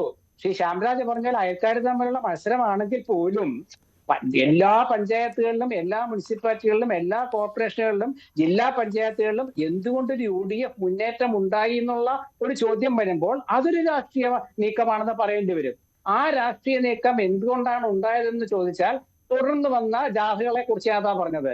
LDF-ഉം UDF-ഉം ജാഥ നടത്തി. എന്നിട്ട് എന്ത് സംഭവിച്ചു? എന്തൊക്കെ പറഞ്ഞ് സത്യമായിട്ട് കാണാതിരിക്കാൻ പറ്റില്ലല്ലോ. VD സതീശൻ എന്ന പ്രതിപക്ഷ നേതാവ് ഉണ്ടാക്കിയ ഒരു ഓളം ഉണ്ടല്ലോ, അത് മഞ്ജുഷ ആർക്കും പറയാതിരിക്കാൻ പറ്റില്ല. അത് ഓളമാണത്. എന്തുകൊണ്ട് അദ്ദേഹം ശ്രദ്ധിക്കപ്പെട്ടു എന്ന് ചോദിച്ചാൽ അതിനൊരു നിലപാടുകളും കാര്യങ്ങളൊക്കെ ഉണ്ട്. അപ്പൊ അങ്ങനെ ഒരു സംഭവം നിലനിൽക്കുമ്പോൾ കേന്ദ്രമന്ത്രിമാര് ന്യൂനപക്ഷ വകുപ്പാണെങ്കിലും സഭാ നേതൃത്വങ്ങളെയോ ഏതെങ്കിലും ന്യൂനപക്ഷ സമുദായത്തിന്റെ നേതൃത്വത്തെ കണ്ടാൽ അത് വോട്ട് ഉറപ്പിക്കാനുള്ള ഒരു നീക്കത്തിന്റെ ഭാഗം കൂടിയാണ്, തർക്കമില്ലാത്ത കാര്യമാണ്. അങ്ങനെ വരുമ്പോൾ ആ വോട്ട് അവരിലേക്ക് പോവില്ല എന്ന് നിരീക്ഷിക്കാൻ കാരണം എന്താണെന്ന് വെച്ചാൽ കേരളത്തിലെ രാഷ്ട്രീയ ശരി, നിലവിലെ രാഷ്ട്രീയ സാഹചര്യമാണ്. ശ്രീ എം.എസ്. വേണുഗോപാൽ, അതൊരു യാഥാർത്ഥ്യത്തോട് അടുത്ത് നിൽക്കുന്ന ഒരു നിരീക്ഷണമാണല്ലോ ശ്രീകുമാർ നടത്തിയത്. ശ്രീ എം.എസ്. വേണുഗോപാൽ, തീർച്ചയായിട്ടും യാഥാർത്ഥ്യത്തോട് അടുത്ത് നിൽക്കുന്നതല്ല. കാരണം അദ്ദേഹം പറയുന്ന 140 മണ്ഡലങ്ങളിലും കോൺഗ്രസും CPM തമ്മിൽ അല്ലെങ്കിൽ LDF തമ്മിലല്ല, UDF LDF തമ്മിലല്ല മത്സരം നടക്കുന്നത്.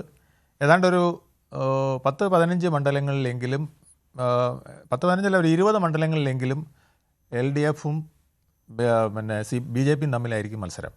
ആ മത്സരം നടക്കുന്ന സ്ഥലങ്ങളിൽ ക്രിസ്ത്യാനി കോൺഗ്രസിന് വോട്ട് ചെയ്തിട്ട് ഒരു പ്രയോജനമില്ല എന്ന് അവർക്ക് തന്നെ അറിയാം. അത് ഓരോ മണ്ഡലങ്ങൾ ബേസ് ചെയ്ത് വരുമ്പം അതറിയാൻ കഴിയും.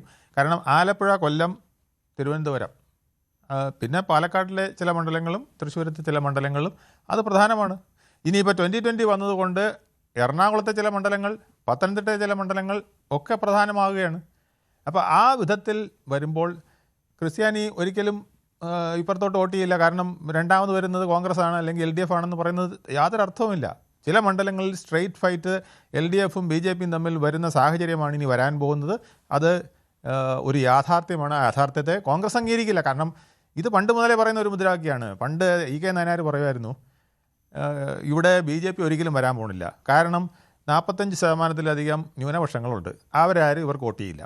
പിന്നെ വരുന്ന 50-52% വരുന്ന ഹിന്ദുക്കളിൽ ഭൂരിഭാഗവും നമുക്കാണ് വോട്ട് ചെയ്യുന്നത്, അതായത് CPM-നാണ് വോട്ട് ചെയ്യുന്നത്. ബാക്കി കുറച്ച് പേര് കോൺഗ്രസിന് വോട്ട് ചെയ്യും. വോട്ട് ചെയ്യുന്നത് എത്രയാണ്? 5% അല്ലെങ്കിൽ 6% എന്ന് പറഞ്ഞു. അപ്പോൾ കോൺഗ്രസ്സുകാർക്ക് അതുകൊണ്ട് BJP-ക്ക് ഹിന്ദുവിൻ്റെ വോട്ട് പോലും കിട്ടിയില്ലെന്നാണെന്ന് നായനാർ പറഞ്ഞിരുന്നത്. ആ കാലം മാറിയില്ലേ? ഇപ്പോൾ 20% വരെ വോട്ട് പിടിക്കുന്ന കാലം വന്നില്ലേ? അതിൽ നിന്ന് മുന്നോട്ട് പോയിക്കൊണ്ടിരിക്കുന്ന ഒരു കാലഘട്ടത്തിലാണ് നമ്മൾ പോയിക്കൊണ്ടിരിക്കുന്നത്. അപ്പോൾ കാലം മാറുന്നതനുസരിച്ച് പല മാറ്റങ്ങളുണ്ടാവും. കേരളത്തിൽ മാറ്റം ഇച്ചിരി സാവകാശമാണ്. അത് കേരളത്തിൻ്റെ ഒരു പ്രത്യേകതയാണ്. നമ്മൾ ഏത് കാര്യം, വികസനത്തിൻ്റെ കാര്യം എടുത്താലും, കൃഷിയുടെ കാര്യം എടുത്താലും, വിദ്യാഭ്യാസത്തിൻ്റെ കാര്യം എടുത്താലും, ഏതിലും ഒരു ചേഞ്ച് കൊണ്ടുവരണമെങ്കിൽ അല്പം വൈകും. അത് കേരളത്തിൻ്റെ ഒരു പ്രത്യേകതയാണ്. പക്ഷേ കേരളത്തിലും മാറ്റം വന്നുകൊണ്ടിരിക്കുകയാണ്. അതുപോലെ തന്നെ BJP-ക്ക് ആര് വോട്ട് ചെയ്യുമെന്ന് ചോദിച്ചാൽ BJP ഗോവയിൽ എങ്ങനെയാണ് BJP-ക്ക് വോട്ട് കൊടുത്തിട്ടില്ലേ? പിന്നെ അത് അവിടെ കോൺഗ്രസ്സുകാരുണ്ടല്ലോ, പക്ഷേ BJP-ക്കല്ലേ വോട്ട് കൊടുത്തത്. അതുപോലെ തന്നെ പിന്നെ നോർത്ത് ഈസ്റ്റേൺ സംസ്ഥാനങ്ങളിൽ വോട്ട് കൊടുത്തിരിക്കുന്നത് മേഘാലയ ആയാലും മിസോറാം ആയാലും ഒക്കെ അങ്ങനെയല്ലേ സംഭവിക്കുന്നത്. ഈവൻ നാഗാലാൻഡിൽ പോലും മണിപ്പൂരിൽ പോലും പലപ്പോഴും ക്രിസ്ത്യൻ വോട്ടുകളല്ലേ BJP-ക്ക് തുണയായിട്ടുള്ളത്. അപ്പോൾ അതുകൊണ്ട് വോട്ട് ചെയ്യില്ല എന്നൊന്നും പറയണ്ട, വോട്ടൊക്കെ ചെയ്യും. പക്ഷേ അതിനുള്ള സാഹചര്യം ഒത്തു വരണം. പിന്നെ കേരളത്തിലൊരു പ്രത്യേകത ഉള്ളത്, കുറേ നാളായിട്ട് ക്രിസ്ത്യൻ വോട്ടുകൾ UDF-നും കേരള കോൺഗ്രസിനും ഒക്കെ ആയിട്ട് പോകുന്ന ഒരു സാഹചര്യം. ഇവിടെ പിന്നെ CPM-നും LDF-നും പോലും ക്രിസ്ത്യൻ വോട്ടുകൾ കിട്ടാത്തൊരു കാലം ഉണ്ടായിരുന്നു. അതിൽ നിന്ന് മാറി അവർ വന്നില്ലേ? അതുപോലെ BJP-ക്കും വരും. പക്ഷേ അതിന് സമയമെടുക്കും. പക്ഷേ ചെറിയ വോട്ട് വ്യത്യാസങ്ങൾ ഉള്ളിടത്ത് ചില മാറ്റങ്ങൾ വരാൻ സാധ്യതയുണ്ട്. അത് നമ്മൾ കണ്ടതാണല്ലോ. ഈവൻ കോട്ടയത്ത് വരെ കണ്ടതാണ്. പാലായിലെ പല പഞ്ചായത്തിലും നമ്മൾ കണ്ടതാണ്. BJP-ക്ക് അനുകൂലമായിട്ട് വോട്ട് ചെയ്ത എത്രയോ പഞ്ചായത്തുകൾ ഞാൻ കാണിച്ചു തരാം. ശരി, മറ്റൊരു കാര്യം കൂടിയുണ്ട്. ശ്രീ ജോസൂട്ടി ഒഴികെ ഇപ്പോൾ കേരള കോൺഗ്രസ് UDF-ലേക്ക് എത്തണം എന്നുള്ളൊരു താല്പര്യം ക്രൈസ്തവ സഭകൾക്കുണ്ടായിരുന്നു, പ്രത്യേകിച്ച് കത്തോലിക്ക സഭകൾക്കുണ്ടായിരുന്നു. അത് പക്ഷേ നടന്നില്ല. അപ്പോൾ അതിലുള്ള ഒരു അമർഷം കൂടി സഭകൾക്കുണ്ടല്ലോ. മാത്രമല്ല അത് ഭരണത്തിനെതിരെയുള്ള ഒരു വികാരം പ്രതിഫലിക്കും എന്ന രീതിയിലായിരുന്നു കേരള കോൺഗ്രസിനെ തിരിച്ച് മാണി വിഭാഗത്തെ തിരിച്ച് UDF-ൽ എത്തിക്കുവാനുള്ള ഒരു ശ്രമം നടന്നത്. പക്ഷേ അത് സാധിക്കാത്തത്, അത് വന്നത് അത് സഭയ്ക്കും അത് നിരാശയുണ്ടാക്കിയ ഒരു ഘടകമാണ്. അപ്പോൾ ഈ തരത്തിൽ BJP ഇക്കാര്യത്തിൽ സഭകളുടെ പിന്തുണ തേടി ഇറങ്ങിയാലും അതിൽ ഒന്നും നടക്കാൻ പോകുന്നില്ല. അവിടെ UDF-ലേക്കായിരിക്കും പിന്തുണ പോകുന്നത് ക്രൈസ്തവ വിഭാഗങ്ങളുടെ. അങ്ങനെ ഒരു പൊതുവായുള്ള വിലയിരുത്തലുണ്ട് കേട്ടോ. ഇപ്പോൾ ഇങ്ങനെ ലളിതമായ ഒരു ഫോർമുലയിലേക്ക് ഇതിനെല്ലാം കൊണ്ട് സമന്വയിപ്പിക്കുന്നത് അത്ര ശരിയായ ഒരു കാര്യമല്ല. ക്രൈസ്തവരെ സംബന്ധിച്ചിടത്തോളം അവരുന്നയിക്കപ്പെട്ടുള്ള നിരവധിയായ പ്രശ്നങ്ങളോട് ഓരോ രാഷ്ട്രീയ പാർട്ടിയും ഓരോ മുന്നണിയും എടുക്കുന്ന സമീപനങ്ങളെ വളരെ സൂക്ഷ്മതയോടുകൂടി തന്നെയാണ് നിരീക്ഷിക്കുന്നത്. ആ നിരീക്ഷണം എന്ന് പറയുന്നത് വളരെ ബുദ്ധിപൂർവ്വം തന്നെയുള്ള നിരീക്ഷണമാണ്. അതുകൊണ്ട് തന്നെ സാങ്കേതികമായിട്ടോ അല്ലെ കക്ഷി രാഷ്ട്രീയത്തിന്റെ സംഘചിതത്തിനകത്ത് നിന്നുകൊണ്ടോ ക്രൈസ്തവ സമൂഹത്തിന്റെ വോട്ടുകൾ ഇന്നടത്തേക്ക് പോകും അല്ലെ ഇന്നടത്തേക്ക് പോകില്ല എന്ന നിഗമനത്തിൽ ആരെത്തിയാലും അത് ശരിയാവുകയില്ല എന്നാണ് ആദ്യമായിട്ട് എനിക്ക് പറയാനുള്ളത്. രണ്ടാമത്തെ സംഗതി എന്ന് പറയുന്നത് നിലനിൽപ്പിന് വേണ്ടിയുള്ള പോരാട്ടത്തിൽ വിവിധങ്ങളായ ആവശ്യങ്ങൾ കഴിഞ്ഞ കാലങ്ങളിൽ ഉന്നയിച്ചിട്ട് ഇപ്പോൾ ഭരിക്കുന്ന മുന്നണിയോടും പ്രതിപക്ഷത്തിലുള്ളവർക്കും ഒക്കെ ഉത്തരം പറയാവുന്ന രീതിയിലുള്ള വിഷയങ്ങൾ ഞങ്ങൾ ഉന്നയിച്ചിട്ടുണ്ട്. കത്തോലിക്ക കോൺഗ്രസ് 10 ചോദ്യങ്ങൾ ഇവിടുത്തെ രാഷ്ട്രീയ പ്രസ്ഥാനങ്ങളോട് ചോദിച്ചിട്ടുണ്ട്, എന്താണ് നിങ്ങളുടെ സമീപനം എന്നുള്ളത്. തീർച്ചയായും അത് വളരെ നിസ്സംഗമായ ഒരു ചോദ്യമല്ല, അത് ആരും കാണാത്ത ചോദ്യങ്ങളുമല്ല. സമുദായത്തിനകത്ത് വിവിധ ഘടകങ്ങളിൽ അതിനെ സംബന്ധിച്ച് ചർച്ചകൾ നടക്കുന്നുണ്ട്. അതുകൊണ്ട് ഇന്ന പാർട്ടിക്ക് വോട്ട് ചെയ്യണമെന്ന് ആരും അങ്ങോട്ട് പറഞ്ഞില്ലെങ്കിൽ പോലും ആർക്ക് വോട്ട് ചെയ്താലാണ് ഈ സമുദായത്തിന് നേട്ടം ഉണ്ടാകുക എന്നതിനെ സംബന്ധിച്ച് വളരെ കൃത്യതയോട് വിലയിരുത്താൻ കപ്പാസിറ്റി ഉള്ള ആളുകൾ തന്നെയാണ് ഇതിൻ്റെ അകത്തുള്ളവര്. ആ തരത്തിലുള്ള വിവേചനത്തോട് കൂടിയ വോട്ട് തന്നെയായിരിക്കും അവർ വിനിയോഗം ചെയ്യുന്നത്. അതുകൊണ്ട് ജനാധിപത്യ ബോധ്യത്തിന്റെ കാര്യത്തിലും അതുപോലെ തന്നെ മൂല്യങ്ങളോടുള്ള സമീപനത്തിന്റെ കാര്യത്തിലും ലളിതമായ ഒരു ഉത്തരത്തിൽ എത്തിക്കൊണ്ട് ആശ്വസിക്കാനൊന്നും ആരും തയ്യാറാകേണ്ടതില്ല എന്നാണ് എനിക്ക് പറയാനുള്ളത്. ഇവിടെ 2020 സാന്നിധ്യമൊക്കെ ഇവിടെ ചർച്ചയായിട്ടുണ്ട്. അതിലൊന്നും പക്ഷേ ക്രൈസ്തവർക്ക് അത്രമാത്രം കാര്യങ്ങൾ ഒരു ആശങ്കയോ അല്ലെങ്കിൽ അതിനകത്തൊരു പ്രതീക്ഷയോ അതൊന്നും വേണ്ട എന്നാണോ? തീർച്ചയായും അല്ലല്ലോ. നമ്മൾ പറഞ്ഞല്ലോ, നമ്മളിപ്പോ ഈ ഉന്നയിക്കുന്ന ഈ പ്രശ്നം മൈക്രോ മൈനോറിറ്റി ഇഷ്യൂ എന്ന് പറയുന്ന വിഷയം തന്നെ. കാരണം ഇവിടെ വിവിധ വിഭാഗങ്ങൾക്ക് ആനുകൂല്യങ്ങൾ കൊടുത്തു കഴിയുമ്പോൾ ക്രൈസ്തവരിലേക്ക് എത്തുമ്പോൾ അത് കാര്യമായിട്ട് കാണാൻ പോലും ഇല്ലാത്ത രീതിയിൽ ചെറുതായി പോവാണ്. ക്രൈസ്തവർക്ക് മാത്രമല്ല, അതുപോലെ മറ്റ് ചെറിയ ന്യൂനപക്ഷങ്ങളെ സംബന്ധിച്ചിടത്തോളം ഈ പ്രശ്നം നിലനിൽക്കുന്നുണ്ട്. അപ്പൊ വളരെ ഫണ്ടമെന്റലായി ജനാധിപത്യത്തിന്റെ അടിസ്ഥാനത്തിൽ തുല്യതയാണ്, നമുക്ക് തുല്യ അവസരങ്ങൾ കിട്ടാൻ അർഹതയുണ്ട്. അത് JB കോശി കമ്മീഷൻ റിപ്പോർട്ട് ഇതുവരെയും പ്രത്യക്ഷപ്പെടുത്താൻ ഈ ഗവൺമെന്റ് തയ്യാറാകുന്നില്ല. 80-20 അനീതി ഉണ്ടെന്ന് കോടതി പറഞ്ഞിട്ട് അതിനെതിരെ അപ്പീലിന് പോയിരിക്കുകയാണ്. അതിനോടൊക്കെ ഓരോരുത്തരുടെയും നിലപാടുകൾ എന്താണ്? മുൻപം വിഷയത്തെ സംബന്ധിച്ചിടത്തോളം നമുക്കറിയാം കാര്യങ്ങൾ എന്തായിരുന്നു എന്നുള്ളത് വരും. അപ്പൊ ശുദ്ധമായ മനുഷ്യാവകാശങ്ങളുടെ ലംഘനങ്ങൾ ഇവിടെ നടക്കുകയാണ്. വന്യജീവി ആക്രമണത്തിന്റെ പേരിൽ മനുഷ്യാവകാശ ലംഘനങ്ങൾ, മനുഷ്യൻ ജീവിക്കാനുള്ള അവകാശത്തിന്മേൽ വന്യജീവികൾ കടന്നാക്രമണം നടത്തിയിട്ട് ഗവൺമെന്റ് സമീപനം എന്താണ്? ഓരോ വിഷയം എടുത്ത് നമ്മൾ ചോദിക്കുമ്പോഴും ഉത്തരങ്ങൾ നമുക്ക് കിട്ടാനുള്ളൂ. ആ ഉത്തരങ്ങൾ കിട്ടുന്നില്ലെങ്കിൽ അതുകൊണ്ടാണ് ഞാൻ പറഞ്ഞത് കൃത്യമായി വിവേചനത്തോടുകൂടി തന്നെയാണ് വോട്ട് ചെയ്യുക. താങ്കളുടെ ഈ വാക്കുകൾ കേൾക്കുമ്പോൾ കേന്ദ്രത്തിലാണ് കൂടുതൽ പ്രതീക്ഷ എന്ന് തോന്നിപ്പോകുന്നുണ്ട് കേട്ടോ. അതുകൊണ്ട് അങ്ങനെയാണെങ്കിൽ ഇനിയും BJP നേതാക്കൾ അരമനകളിലേക്ക് ഓടിയെത്തും. BJP നേതാക്കൾ മാത്രമല്ല, കോൺഗ്രസിന്റെ നേതാക്കൾ വന്നല്ലോ, CPM-ന്റെ നേതാക്കൾ വന്നല്ലോ. രാഷ്ട്രീയ പാർട്ടികളെ സംബന്ധിച്ചിടത്തോളം സമുദായ നേതാക്കന്മാരുമായി സൗഹൃദത്തിലാകുക എന്നുള്ളതും അവരുടെ ശത്രുതയെങ്കിലും മേടിച്ചെടുക്കാതിരിക്കുക എന്നുള്ളതും അവരുടെ ആവശ്യമാണ്. അത് തന്നെയുമല്ല, സമുദായ നേതാക്കളുടെ ഒരു ജനത്തെ പ്രതിനിധീകരിക്കുന്നവരാണ്. അപ്പൊ ഒരു ജനവിഭാഗത്തിന്റെ ആശങ്കകളും ആകുലതകളും ഉത്തരവാദിത്തപ്പെട്ട ഭരണകേന്ദ്രങ്ങളിലും രാഷ്ട്രീയ നേതൃത്വത്തിനും എത്തിക്കാനുള്ള ഉത്തരവാദിത്വം അവർക്കുണ്ട്.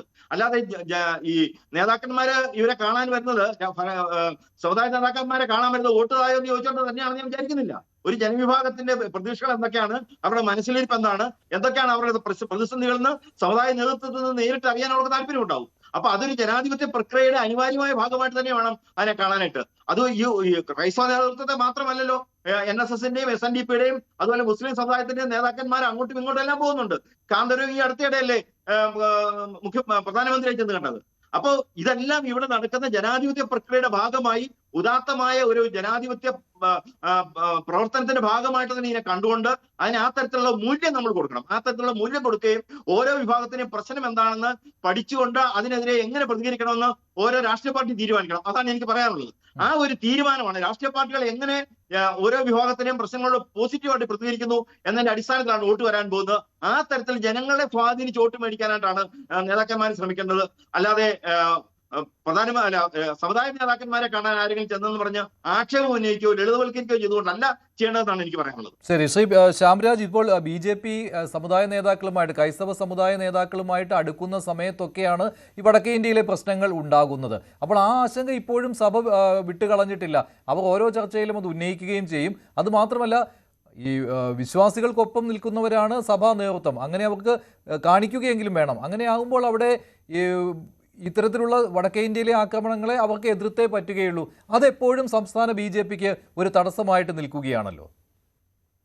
നോക്കൂ മഞ്ജുഷ, ഇവിടെ വിഷയം അതിനൊക്കെ അപ്പുറത്തേക്കാണ്. കാരണം നമുക്കിപ്പോ കേരളത്തിലെ അല്ലെങ്കിൽ നമ്മുടെ രാജ്യത്തെ ചില ചിന്താഗതികളുണ്ട്. ഇപ്പോ ആദ്യമായിട്ട് BJP സർക്കാർ അധികാരത്തിൽ വന്നതിന് ശേഷം ഇപ്പൊ മൈനോറിറ്റി വകുപ്പ് കൈകാര്യം ചെയ്തിട്ടുള്ള 2 മുസ്ലിം വിഭാഗത്തിൽ നിന്നുള്ളവരായിരുന്നില്ല. അപ്പൊ ഒരു തുടക്കത്തിൽ തന്നെ ഇന്ത്യയിലെ പ്രധാനപ്പെട്ട മാധ്യമങ്ങളൊക്കെ ഞങ്ങളോട് ചോദിച്ചൊരു ചോദ്യമുണ്ട്, എന്തുകൊണ്ടാണ് ഒരു മുസ്ലിം വിഭാഗത്തിൽ നിന്നിട്ടുള്ള ഒരാളെ നിങ്ങൾ മൈനോറിറ്റി മിനിസ്റ്ററിൽ കൊണ്ടുവന്നിട്ടില്ല? കാരണം അതിനേക്കാൾ ഇവിടെ മുസ്ലിം കമ്മ്യൂണിറ്റി എന്ന് പറഞ്ഞാൽ 18% ഉണ്ടെന്നേ. ഇപ്പൊ അവസാനത്തെ ഇനി കണക്കൂടെ എടുത്ത് നോക്കിയാൽ നമുക്ക് അറിയാം. അതായത് ലോകത്തിലെ പല രാജ്യങ്ങളിലേക്കാളും ജനസംഖ്യ, അത് റഷ്യയുടെ ടോട്ടൽ പോപ്പുലേഷൻ 15 കോടിയാട്ടോ. അപ്പൊ അതിനേക്കാൾ കൂടുതൽ ജനസംഖ്യ ഈ രാജ്യത്ത് മുസ്ലിം കമ്മ്യൂണിറ്റി തന്നെ ഉണ്ട്.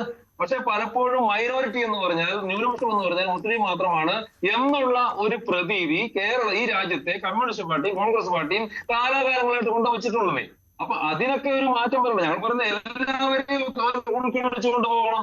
ഏതെങ്കിലും ഒരു പ്രത്യേക വിഭാഗത്തോട് മാത്രമായിട്ട് പരിഗണന, ഒരു പ്രത്യേക പരിഗണനയെ പാടില്ല. എല്ലാവരും വീക്കർ സെക്ഷനെ കൊണ്ടുവരണം. അതിനപ്പുറത്തേക്ക് എല്ലാ ആളുകളെയും ഒരുമിച്ച് പരിഗണിച്ചു കൊണ്ടുപോകണം. പക്ഷേ കാലാകാലങ്ങളായിട്ട് ഈ രാജ്യം ഭരിച്ചിട്ടുള്ള ഇടതുപക്ഷമാണെങ്കിലും കോൺഗ്രസ് പാർട്ടി ആണെങ്കിലും മുസ്ലിം ക്രിസ്ത്യൻ കമ്മ്യൂണിറ്റിയുടെ അത്തരത്തിലുള്ള ഒരു ഈ പറയുന്നതിനപ്പുറത്തേക്ക് വൈകാരികമായിട്ടുള്ള വിഷയങ്ങൾ ഉയർത്തി അവരെ വോട്ട് ബാങ്കാക്കി മാറ്റുന്നതിനപ്പുറത്തേക്ക് പറയുന്ന പരിഗണനകൾ കൊടുത്തിട്ടുണ്ടോ എന്നുള്ളത് ആ കമ്മ്യൂണിറ്റി ചിന്തിക്കേണ്ടതാണ്. അവർക്ക് അതിനകത്ത് സംശയമുണ്ട്. ഇവിടെ ജോസ് കുട്ടി തന്നെ പറഞ്ഞ് ഞാനൊരു വാക്ക് ശ്രദ്ധിക്കാം. അതായത് ആ ക്രിസ്ത്യൻ കമ്മ്യൂണിറ്റി എന്ന് പറയുന്നത് ഏതെങ്കിലും ഒരു പ്രത്യേക പൊളിറ്റിക്കൽ പാർട്ടിയുടെ വോട്ട് ബാങ്ക് ഒന്നുമല്ല. കാലാനുസൃതമായിട്ടുള്ള നിലപാടുകൾ എടുക്കാൻ അവരെ കൊണ്ട് സാധിക്കും എന്ന് അദ്ദേഹം പറയുകയുണ്ടായി. ഞങ്ങളും പറയുന്നത് അത് തന്നെയാണെന്ന്. ഇവിടെ കാലങ്ങളായിട്ട് കോൺഗ്രസ് പാർട്ടിയും കമ്മ്യൂണിസ്റ്റ് പാർട്ടിയും ഈ രാജ്യത്തെ മൈനോറിറ്റി അതോടൊപ്പം തന്നെ പിന്നോക്ക വിഭാഗങ്ങളെ ഉള്ള വോട്ട് വാങ്ങിയിട്ട് അവർക്ക് വേണ്ടി എന്ത് ചെയ്തു? നമ്മുടെ മുനമ്പം വിഷയം നമ്മുടെ മുമ്പിൽ കിടക്കുമല്ലേ. മുനമ്പം വിഷയം എനിക്കതിനകത്ത് നമ്മൾ ആ വിഷയത്തിലോട്ട് വീണ്ടും പോകണം ഞാൻ പറഞ്ഞത്. പക്ഷെ നമ്മളൊരു സാമാന്യ യുക്തിക്കൊന്ന് ആലോചിക്കുക. പാവപ്പെട്ട മനുഷ്യരെ അവര് കടലിൽ പോയിട്ട് കഷ്ടപ്പെട്ട് പണിയെടുത്തിട്ടും കൂലിപ്പണി ചെയ്തിട്ടും ഒക്കെ പൈസ സ്വരുക്കൂട്ടി വെച്ചിട്ട് കുറച്ച് സ്ഥലം മേടിച്ച് അവിടെ വീടും വെച്ചിട്ട് വർഷങ്ങൾ പതിറ്റാണ്ടുകൾ കഴിഞ്ഞപ്പോഴത്തേക്ക് അതിന് കരമടയ്ക്കുന്നപ്പോഴത്തേക്ക് അതേ കരം പറ്റത്തില്ല, നിങ്ങൾക്ക് കരമടയ്ക്കാൻ വേണ്ടി പറ്റത്തില്ല. നിങ്ങൾ നിങ്ങളുടെ വേർപ്പൊഴുക്കി വാങ്ങിയ സ്ഥലവും വീടും നിങ്ങളുടേതല്ല, അത് വഖഫിന് അവകാശപ്പെട്ടതാണ്. ആരാ? ഈ കോൺഗ്രസ് പാർട്ടി കൊണ്ടുവന്നിട്ടുള്ള നിയമമാണെന്നേ. ഇത് ഈ കാലഘട്ടത്തില് വിദ്യാഭ്യാസമുള്ള ചിന്തിക്കുന്ന ഒരു ജനത അല്ലെങ്കിൽ ചെറുപ്പക്കാര് ഇതിനെ അംഗീകരിക്കും നിങ്ങൾക്ക് തോന്നുന്നുണ്ടോ? വിഷയങ്ങളൊക്കെ നമ്മൾ പറയുന്ന, അതാണ് ഞാൻ പറഞ്ഞത്, വിഷയങ്ങളൊക്കെ നമ്മൾ പറയുന്ന വൈകാരികമായിട്ടുള്ള വിഷയങ്ങളൊക്കെ അപ്പുറമാണ്. എന്താണ് നാളിതുവരെയായിട്ടും ഈ രാജ്യത്തുള്ള ക്രിസ്ത്യൻ കമ്മ്യൂണിറ്റിക്ക് ഇവർ വോട്ട് ചെയ്തിട്ടുള്ള ആളുകൾ ചെയ്തു കൊടുക്കുന്ന ആ കമ്മ്യൂണിറ്റി ചിന്തിക്കട്ടെ. അങ്ങനെ തുറന്ന ഒരു ചർച്ച നടക്കട്ടെ, തുറന്ന ചിന്തകൾ നടക്കട്ടെ. അതല്ലാതെ എപ്പോഴും ഏതെങ്കിലും ഒരു വിഭാഗത്തിന് വേണ്ടിയിട്ട് മാത്രം മൈനോറിറ്റി എന്ന് പറഞ്ഞാൽ ഇവർ മാത്രം മതി, മറ്റാരും വേണ്ട എന്ന് പറയുന്നിടത്താണ് ഈ മൈനോറിറ്റി എന്നുള്ള ചിന്തകൾ തന്നെ വരുന്നത്. ശരി, ശ്രീ എൻ ശ്രീകുമാർ, ശ്രീ ജോസൂട്ടി ഒഴികെ ഇവിടെ പറഞ്ഞു നോക്കുമ്പോൾ ഈ കോൺഗ്രസിന്റെ കുത്തക ആയിട്ടുള്ള ഒരു വിഭാഗം എന്നൊന്നും കണക്കാക്കേണ്ടതില്ല കേട്ടോ. ആരെയും ഒഴിച്ചു നിർത്തുന്നില്ല എന്നുള്ളതാണ്. നോക്കൂ മഞ്ജുഷേ, അതായത് ഈ ക്രിസ്ത്യൻ വിഭാഗമെന്നോ മുസ്ലിം വിഭാഗമെന്നോ ഹിന്ദു വിഭാഗമെന്നോ ഒരു കോൺഗ്രസ് ഇന്ന് അവരെ വോട്ട് പിടിച്ചിട്ടില്ല. അവരെ സംബന്ധിച്ചിടത്തോളം ഒരു മതേതര കാഴ്ചപ്പാട് എന്ന് പറഞ്ഞിട്ടുണ്ട്. പക്ഷെ നമ്മൾ ഈ ചില കാര്യങ്ങൾ നിരീക്ഷിക്കുകയും ചില കാര്യങ്ങൾ നമ്മൾ തുലനം ചെയ്യുകയും ചെയ്യുമ്പോൾ നമ്മളിങ്ങനെ ഇന്ന വിഭാഗങ്ങൾ ഇന്ന രീതിയിൽ നിൽക്കുന്നു. അത് ചില സംബന്ധത്തില് തെറ്റാണ്. കാരണം വെച്ചാൽ LDF ജയിച്ചാൽ പറയാം ന്യൂനപക്ഷങ്ങൾ ഒന്നാമത് LDF-ലേക്ക് ഒഴുകിക്കൊണ്ടാ ജയിച്ചെന്ന് പറയും, തിരിച്ചാകുമ്പോൾ UDF-ലേക്ക് ഒഴുകിക്കൊണ്ടാ ജയിച്ചെന്ന് പറയും. ഞാൻ പറഞ്ഞത് ഇവിടെ വേണുഗോപാൽ പറഞ്ഞ കാര്യം ഞാൻ കേരളത്തിലെ കാര്യമാണ് പറഞ്ഞത്. കേരളത്തിലെ മറ്റേ നിയമസഭാ തെരഞ്ഞെടുപ്പില് UDF-ഉം LDF-ഉം തമ്മിലുള്ള മത്സരത്തില് BJP-ക്ക് വലിയൊരു പ്രസക്തി ഞാൻ കാണുന്നില്ല. ഒന്ന്. രണ്ടാമത്തെ കാര്യം, അദ്ദേഹം പറഞ്ഞു ചില 10-15 മണ്ഡലങ്ങളില് ഉണ്ടെന്ന് പറഞ്ഞു. എനിക്കറിയില്ല, 3-4 മണ്ഡലങ്ങളിൽ തിരുവനന്തപുരം ഭാഗത്തൊക്കെ കേട്ടിട്ടുണ്ട്. പക്ഷേ ഇപ്പൊ ഒരു ഉദാഹരണം ഞാൻ പറയാം. തൃശ്ശൂർ ലോക്സഭാ മണ്ഡലത്തില് സുരേഷ് ഗോപി ജയിച്ചപ്പോഴ് 7 ലോക്സഭാ മണ്ഡലത്തിലെ 7 അസംബ്ലി മണ്ഡലങ്ങളിൽ 6 BJP-ക്കായിരുന്നു ഒന്നാം സ്ഥാനം ഭൂരിപക്ഷം, ഗുരുവായൂർ ഒഴിച്ച്. അപ്പൊ ഈ 6 സ്ഥലത്തും 6 MLA-മാര് BJP-ക്ക് ഉണ്ടെന്ന് നമുക്ക് കരുതാൻ പറ്റുമോ? ഇല്ലല്ലോ. അത് സുരേഷ് ഗോപിക്ക് കിട്ടിയ വോട്ടാണ്. അപ്പൊ സുരേഷ് ഗോപിക്ക് 6 അസംബ്ലി മണ്ഡലങ്ങളിൽ, അതായത് ഗുരുവായൂർ ഒഴിച്ച് 6 അസംബ്ലി മണ്ഡലങ്ങളിൽ BJP മുന്നിലാണ്. അതിന്റെ അർത്ഥം എന്താണ്? 6 MLA-മാര് തൃശ്ശൂരിൽ നിന്ന് മാത്രം ഉണ്ടെന്ന് പറയാൻ പറ്റില്ല. ആ രാഷ്ട്രീയ സാഹചര്യം അങ്ങനെയായിരുന്നു. അപ്പൊ ഞാൻ പറഞ്ഞ LDF-ഉം UDF-ഉം തമ്മിലുള്ള ഒരു പോരാട്ടം എന്ന് പറഞ്ഞാൽ 10 വർഷത്തെ ഭരണത്തിന് ശേഷമുള്ള പോരാട്ടം. ആ പോരാട്ടത്തില് ഇപ്പോഴത്തെ അവസ്ഥയില് രാഷ്ട്രീയ സാഹചര്യങ്ങൾ വെച്ചുകൊണ്ട് നമ്മൾ കണക്കാക്കുകയാണെങ്കിൽ ആ വോട്ടുകളൊക്കെ UDF-ലേക്ക് പോകുമെന്നാണ് ഞാൻ പറഞ്ഞത്. അത് മാറില്ലെന്നൊന്നും ഞാൻ പറഞ്ഞിട്ടില്ല. ഇപ്പോഴത്തെ സാഹചര്യത്തില് കേരളത്തിലെ ഇപ്പോഴത്തെ സാഹചര്യം, പ്രത്യേക സാഹചര്യം ഇവിടെ ഉണ്ടായിട്ടില്ല. കാരണം എന്താ വെച്ചാൽ LDF-ഉം UDF-ഉം തമ്മിലുള്ള ഒരു മത്സരമാണ് മുഖ്യമായും നടക്കുന്നത്. ആ കാഴ്ചപ്പാടിലത്തെ കാര്യം ഞാൻ പറഞ്ഞത്. അതിൽ നിന്ന് വ്യത്യസ്തമായിട്ട് BJP-യിലേക്ക് വോട്ട് കൊടുക്കേണ്ട സാഹചര്യം കേരളത്തിൽ ഇപ്പൊ ഇല്ല. കാരണം എന്താ വെച്ചാൽ BJP-യുടെ അധികാരത്തിൽ വരുമെന്ന് അവര് പോലും പറയുന്നില്ല. ശ്രീ കെ സുരേന്ദ്രൻ ഒരു ഘട്ടത്തിൽ പറഞ്ഞ 35 MLA ഉണ്ടായാൽ ഞങ്ങൾക്ക് ഭരണം പിടിക്കാമെന്നാണ്. ഇപ്പൊ ശ്രീ രാജീവ് ചന്ദ്രശേഖർ അങ്ങനൊന്നും പറയുന്നില്ല. അദ്ദേഹം പറയുന്നത് BJP മുന്നേറ്റം ഉണ്ടാക്കും. അതൊക്കെ ആ രീതിയിലുള്ള രാഷ്ട്രീയമാണ് അവരും പറയുന്നുള്ളൂ. അപ്പൊ ഭരണം പിടിക്കുന്നത് 2 മുന്നണികളേ ഉള്ളൂ, UDF ഉം LDF ഉം. അതിൽ UDFന്റെ ഒപ്പം ഈ പഞ്ചായത്ത് തെരഞ്ഞെടുപ്പിലും അതിനുശേഷമുള്ള രാഷ്ട്രീയ നിലപാടുകളൊക്കെ നമ്മൾ കണ്ടതിന്റെ അടിസ്ഥാനത്തിലാണ് ഞാൻ പറഞ്ഞത്.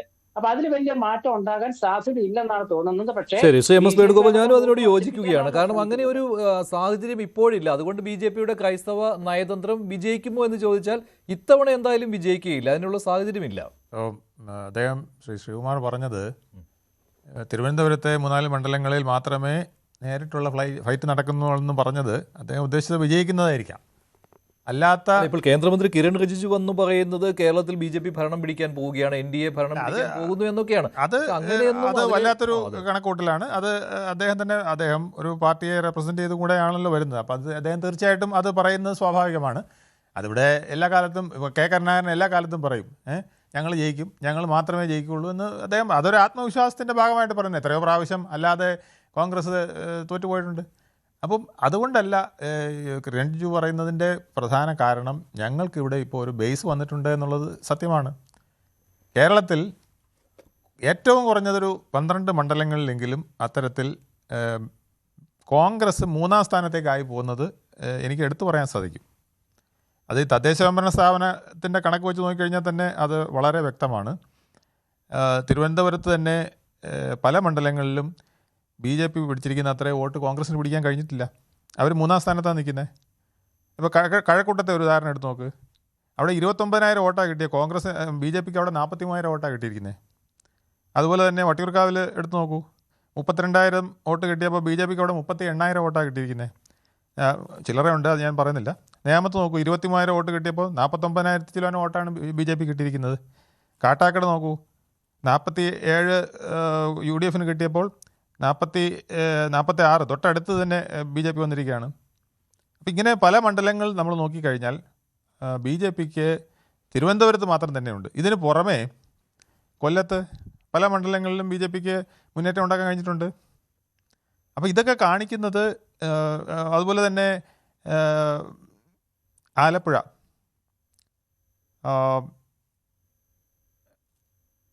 ഇപ്പോൾ പ്രത്യേകിച്ച് എടുത്തു പറയാനുള്ളത് എറണാകുളത്ത് 2020 വന്നതോടുകൂടി അവിടെയും ചില മാറ്റങ്ങൾ സംഭവിക്കും. 2020ക്ക് ശക്തിയുള്ള സ്ഥലങ്ങളിൽ BJPയുടെ വോട്ട് കൂടെ ചേരുമ്പോൾ സ്ട്രൈറ്റ് ഫൈറ്റ് വരുന്നത് LDFും BJPയും തമ്മിലായിരിക്കും. കുറഞ്ഞതൊരു 12 മണ്ഡലങ്ങളിലെങ്കിലും അത്തരത്തിൽ എടുത്തു പറയാൻ കഴിയുന്നവയുണ്ട്. ആ മണ്ഡലങ്ങൾ അവിടെയും പിന്നെ ക്രിസ്ത്യൻസ് ഉണ്ടല്ലോ. ആ ക്രിസ്ത്യൻസ് LDFന് വോട്ട് ചെയ്യുമോ അപ്പോൾ BJPക്ക് വോട്ട് ചെയ്യുമോ എന്നുള്ളത് അവർ ചിന്തിക്കും. അവർക്ക് താല്പര്യമുള്ളത് ഏതിനാണെന്നുള്ളത് അവർക്കപ്പോൾ കണക്ക് കൂട്ടും. LDFനേക്കാൾ പ്രാതിനിധ്യം BJPക്ക് കൊടുക്കണമെന്ന് തോന്നുന്ന പല ക്രിസ്ത്യാനികളെയും ഞാൻ കണ്ടിട്ടുണ്ട്. അവരോട് സംസാരിച്ചതെന്ന് എനിക്ക് മനസ്സിലായിട്ടുണ്ട്. ചിലപ്പോൾ UDFന് പ്രധാനപ്പെട്ട സീറ്റുകളിലെല്ലാം ചിലപ്പോൾ UDFന് അവർ ഫേവർ ചെയ്തെന്നിരിക്കും. പക്ഷേ UDFന് മുൻതൂക്കമില്ലാത്ത ഒരു 10-12 മണ്ഡലങ്ങളിൽ തീർച്ചയായിട്ടും കുറഞ്ഞ ഭാഗം ഒരു ക്രിസ്ത്യൻസിന്റെ വോട്ട് പോലും BJPക്ക്. നന്ദി. ചർച്ചയിൽ പങ്കെടുത്ത Shri M S Venugopal, Shri N Sreekumar, Shri Shyamraj, Shri Jose കുട്ടി ഒഴികയിൽ. ഇന്നത്തെ ചോദ്യം ഇതായിരുന്നു: BJPയുടെ ക്രൈസ്തവ നയതന്ത്രം വിജയിക്കുമോ? വിജയിക്കുമെന്ന് 38% പ്രേക്ഷകർ, വിജയിക്കില്ല എന്ന് 60%. വേണ്ടിവരെ അവസാനിക്കുന്നു. നന്ദി, നമസ്കാരം.